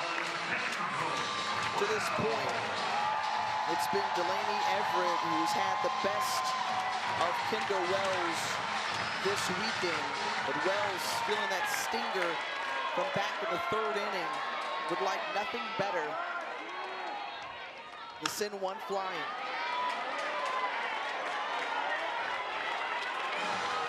And help her team work their way back into this ballgame. 39 home runs on the year as a freshman. One away behind Megan Grant, who holds the record single season.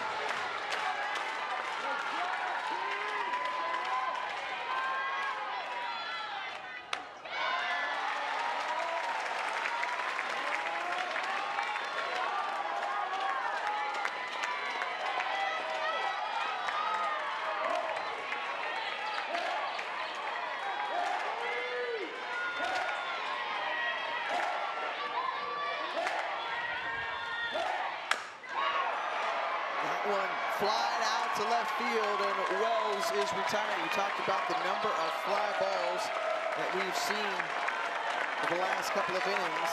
Another one right there from Wells. 8 of the last 9 fly ball outs.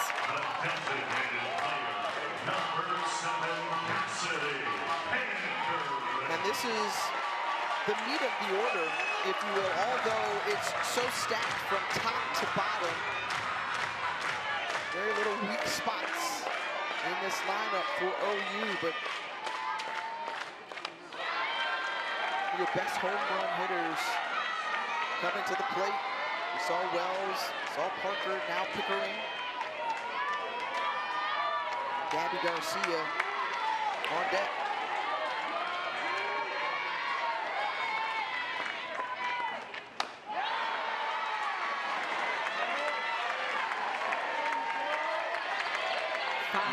In the 20 or more home run club. The only team in D1 history to do it, it's Oklahoma. And they have not had a home run during this game 3. To be honest, not really even one that's flirted with the wall. Seen some deep shots in the gap, a couple line shots right at people, but hasn't been there. Delaney Everett's done a nice job of shutting it down for the strike zone. 1-2 count to Pickering. That one lifted into center field. Catching it like a can of corn is Tatum Silva for out 2. 10 of 11.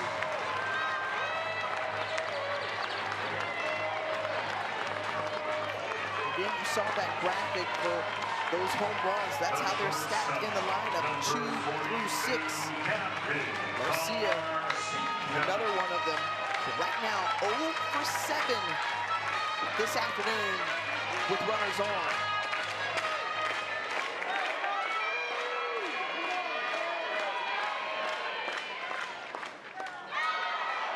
That one gets past Rivera, and Parker will now move into scoring position. After the wild pitch.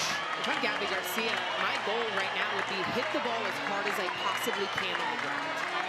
Can I pound this ball into the dirt? Can I force a perfect glove on the ball, a perfect throw, and a perfect catch to get an out. You got to make these outs more competitive.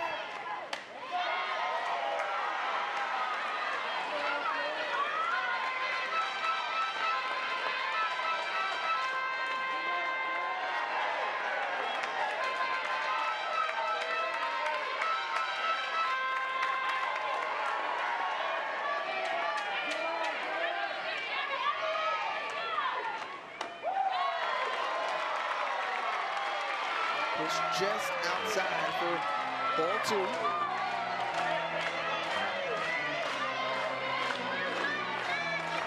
Just the 3rd runner in scoring position this game for the Sooners.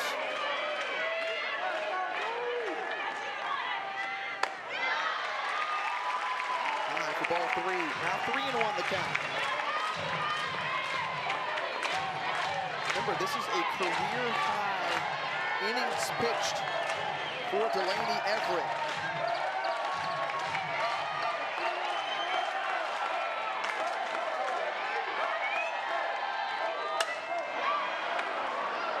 And another fly out here. That ends the inning.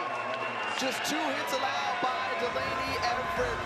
Shutout softball as she takes a big sigh of relief and gets a hug from her head coach.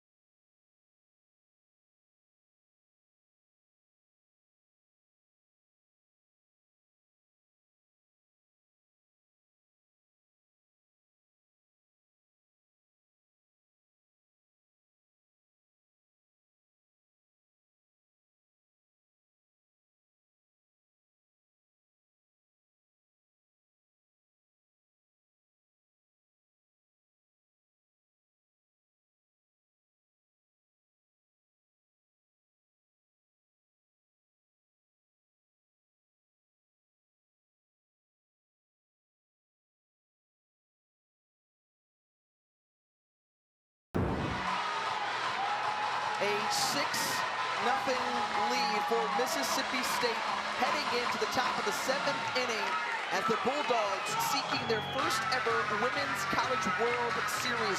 No team has ever beaten Oklahoma to reach their first Women's College World Series. It's a very familiar place for Patty Gasso and the Sooner program. They've been 9 straight times, 18 times overall in program history. And the David and Goliath matchup here in Mississippi State, looking for their first ever. On the doorstep of it now. Zion Romero leads it off.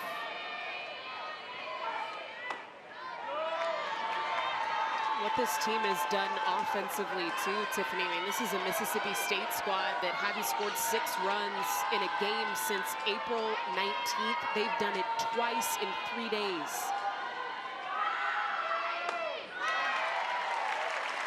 We saw that amazing rally late Friday, putting up 9 of their 11 runs over the 6th and 7th inning to walk a run with a Game 1 win, their first Super Regional win in program history. And we keep denoting the historic nature of what Mississippi State has done already this weekend and what they look to continue to add to here today.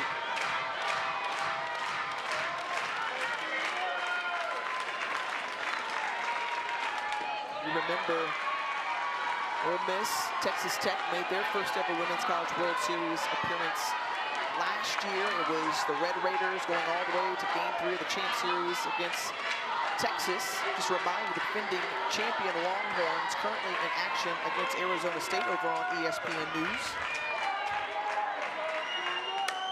Right back at you up the middle from Zion Romero to lead off with the base hit. That was a 3-2 count. Nice piece of hitting there from Romero.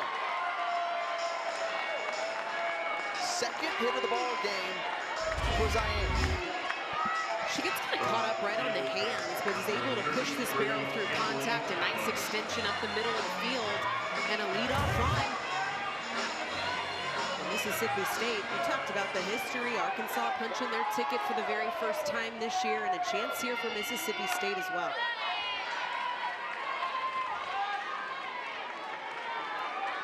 Congratulations to Courtney Deifel, another one from the coaching tree of Patty Gasso. The Hogs, who have been knocking on the door the last few seasons, finally breaking through. Finley Keller, who's produced her career-high 3 RBI in this game. Had a 2-run single back in the first to get Mississippi State on the board, and then tacked on another with an infield single in the third.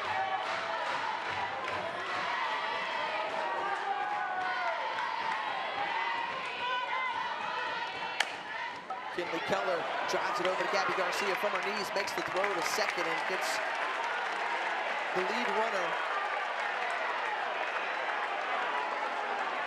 and 1 away.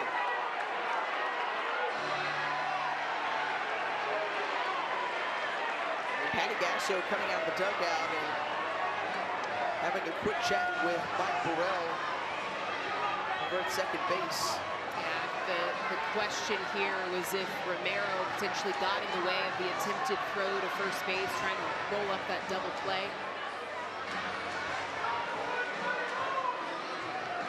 There was no contact made. At least from our vantage point up here in the booth, it didn't appear that there was any contact made, but potentially Romero not choosing to slide into second to try to delay the throw from Agbayani. Trying to go to first base.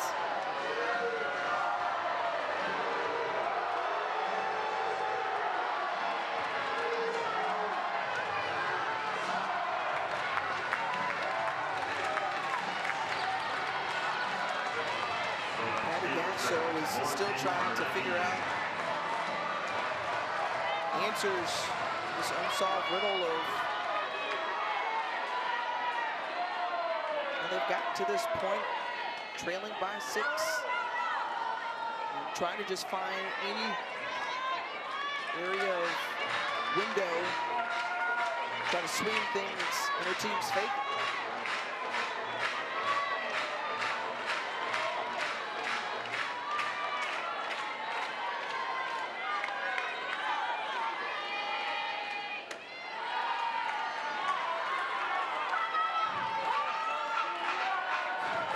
Morgan Bernardini for 3 today, and that 2-run homer to lift the score to where it is now. Back in the 5th.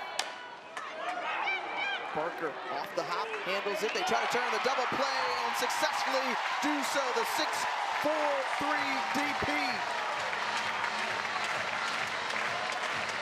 And now Samantha Ricketts 3 outs away from advancing to Mississippi State's first ever Women's College World Series. Meanwhile, the Sooners, solid defense for sure with this turn double play, but down to their final 3 outs of the season.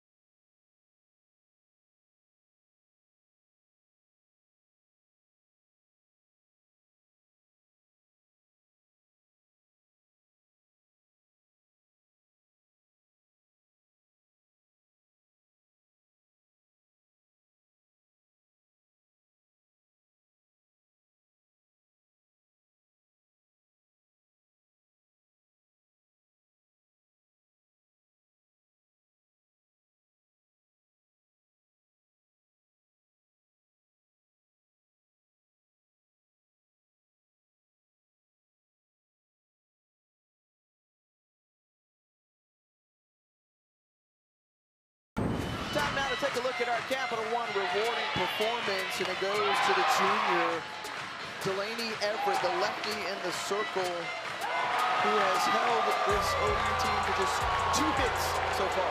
It has to be the junior, right? It has to be Delaney Everett. What she has done this game has been otherworldly. Poetic, honestly, for everything that she has overcome, her personal injury, the loss of her father last year. I mean, it had to be this young woman in the circle for Mississippi State. And pitching the game of her live first start of this season, a career high in innings pitched.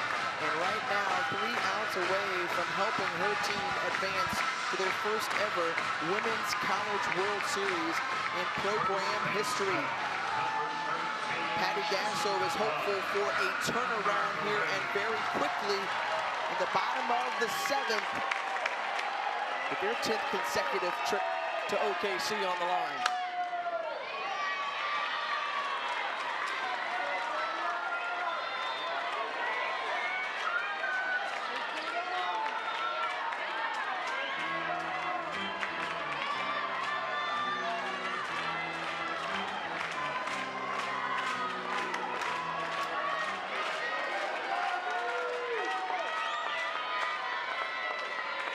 Isabella Emmerling, right back up the middle, just the 3rd base hit, but the leadoff batter aboard for the Sooners. It's the first time they've hit the ball on the ground in 11 at-bats.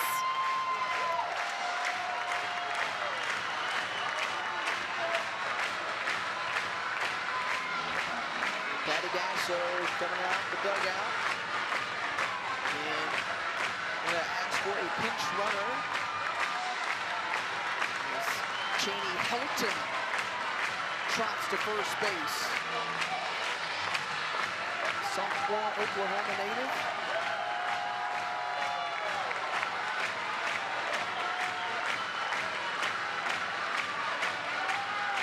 And can the Sooners rally here?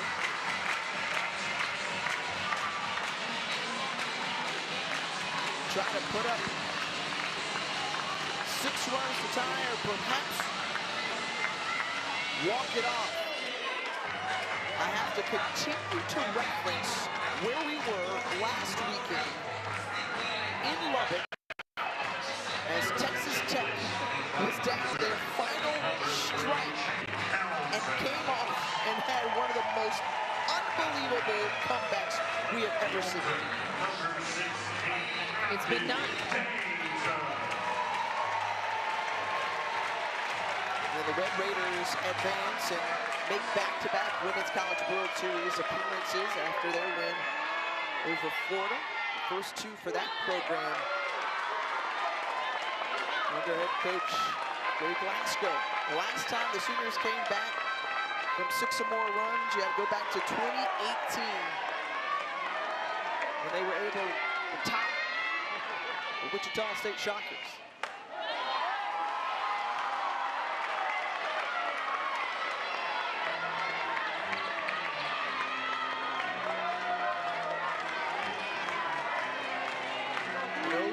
Count to Abby Dayton.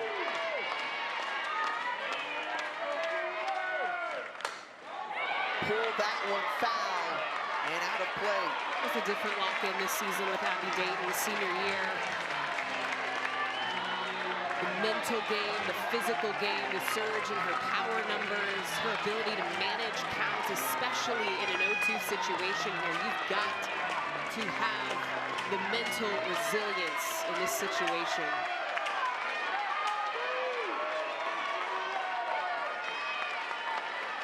She stands back in, awaits the pitch. That one outside for ball 1.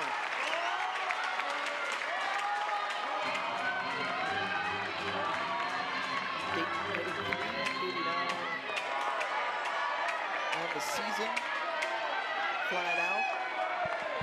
Walked in this game. That one sent to center field. Another fly out here, and 1 away.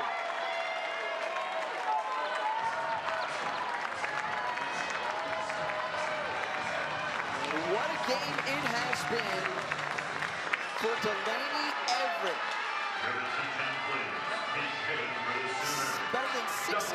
of shutout softball held the Sooners to just 3 hits. And she stands back in, ready once more. She'll face off against the pinch hitter, Alyssa Parker.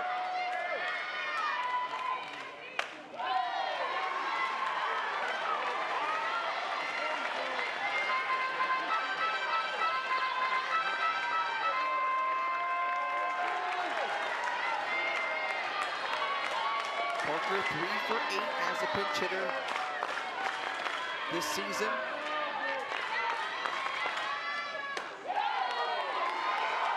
And in there for a strike is Parker, out of the state of Oklahoma, double-digit home runs. And doesn't need a lot of at-bats to do so. Very efficient when she's had opportunities. Kept outside, now 1-2. I like this call for the freshman. Coming off the bench, so valuable for this team, the depth that she provides off the bench for this offense. It's hard to find the best way to use her. Also a pitcher on this staff.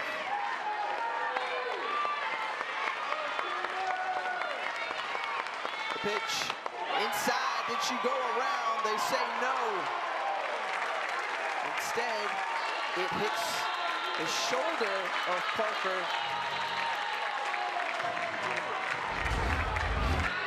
You can already see umpires coming together to chat this through. That does hit her on the back of the arm, so it's a great look from our crew. See, it hits the bicep. They did not call a strike on the check swing.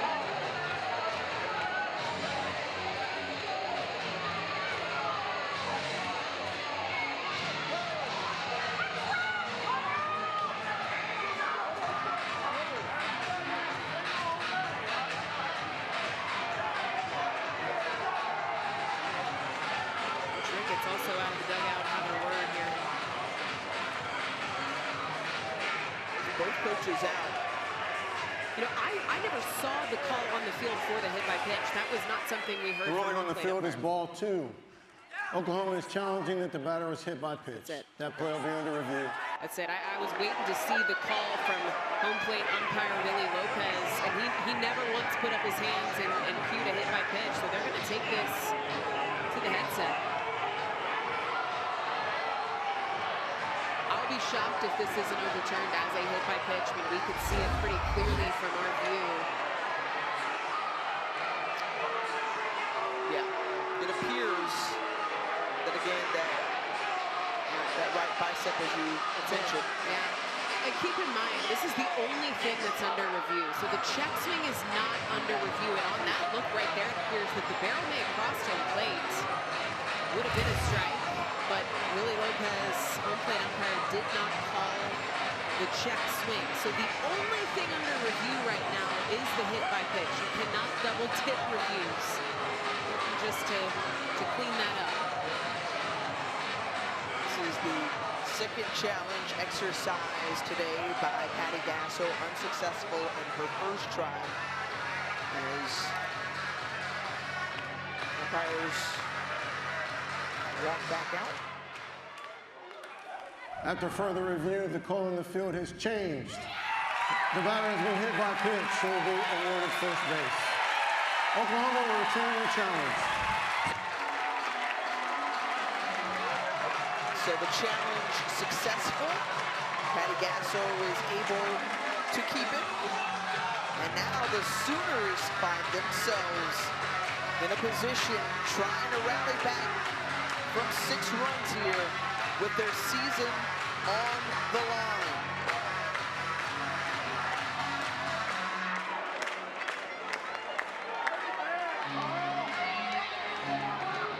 And you see the leadership of Nadia Barbary, making sure everyone is on the same page, telling everybody to calm down. Again, when you have a seasoned veteran like Barbary helping to steady the ship and hopeful that it doesn't turn rocky. Again, we've got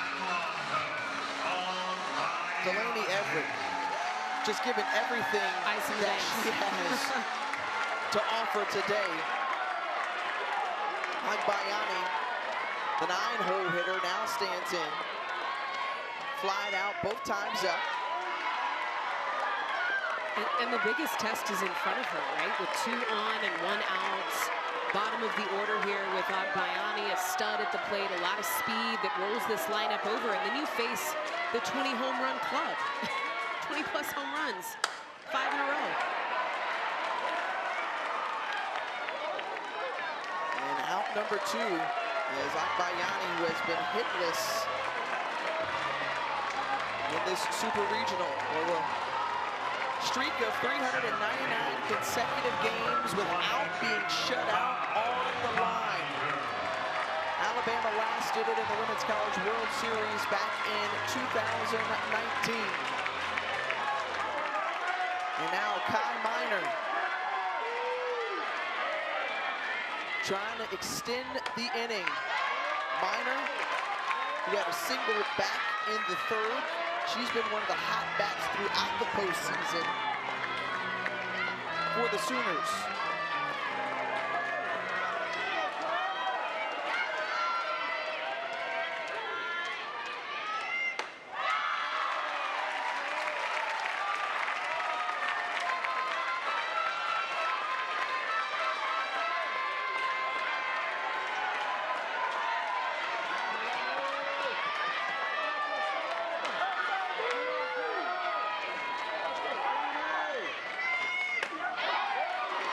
One in there for a strike. 2 balls and a strike now to Kai Miner.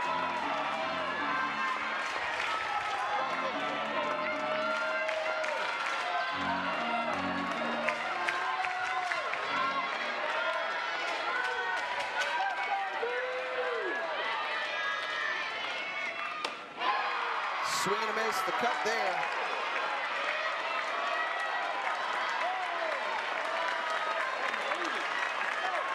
Big moment here. Deuce on the jersey of Miner. 2 aboard. 2 out. The 2-2 count. The 2s have it. The pitch from Everett. On the ground. Handled. And that does it. History made in Norman. Mississippi State is headed to the Women's College World Series for the first time ever. A breakthrough moment for the Bulldogs.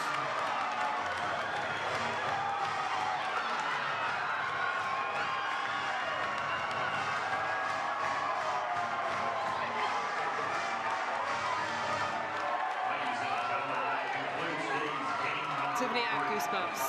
Just this program, this moment for Mississippi State, but more so for Delaney Everett in the circle. Her first 7-inning complete game of her career and the biggest of her career.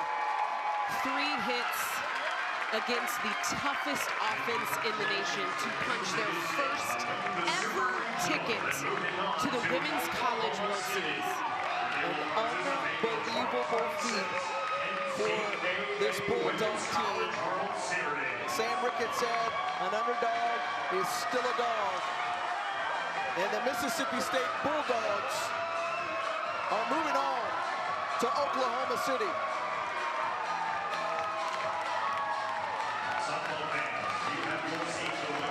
Tip your cap to one of the great seasons we have seen from an OU offense.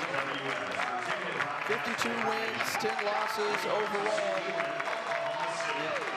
Kendall Wells, 39 home runs, just getting started with his Sooner group, but Delaney Everett, Mississippi State, they deserve their shine and their time in the spotlight.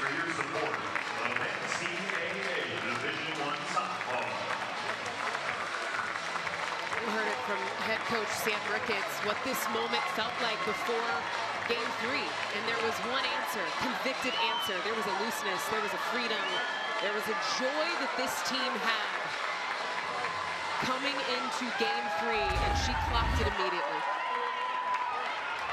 And making the play, Zion Romero, and Delaney Everett celebrates afterward. Her teammates join her.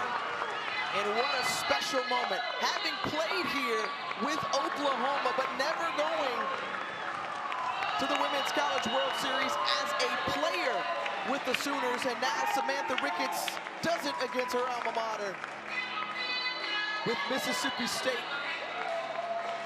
They're gonna stick around, hang out in Oklahoma before making the trek over. And that was a question we had asked their staff is, are you going back to Starkville or are you staying here? Well, they're staying here. They're here for the long haul. And just moments ago, the wonderful embrace, the great respect. And Patty Gasso congratulating her former player and assistant. Sam Ricketts is because Patty Gasso helped to give her a wonderful opportunity. And now Mississippi State is moving on. The broccoli worked. The power of the broccoli. The power of the broccoli.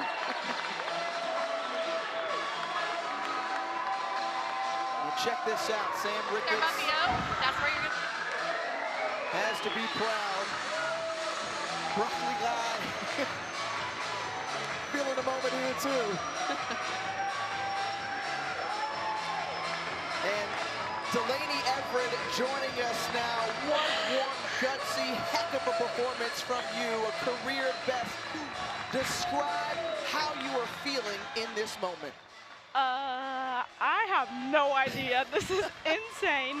This is literally everything that we have worked for. If you listen to Ricketts and her press conferences, we're priming the pump. We're getting ready for May. This team is built for May. We got all the weapons that we need, and we're just rolling right now. Delaney, the resilience that you have had throughout your career, the loss of your father, the injuries, the surgeries, just describe the moment and how special it is. Today is my mom and dad's anniversary, and this was for them. This is for them. I know your father, Brandon, looking down and smiling on you right now when everyone is saying that you all are unseeded, or the underdogs here.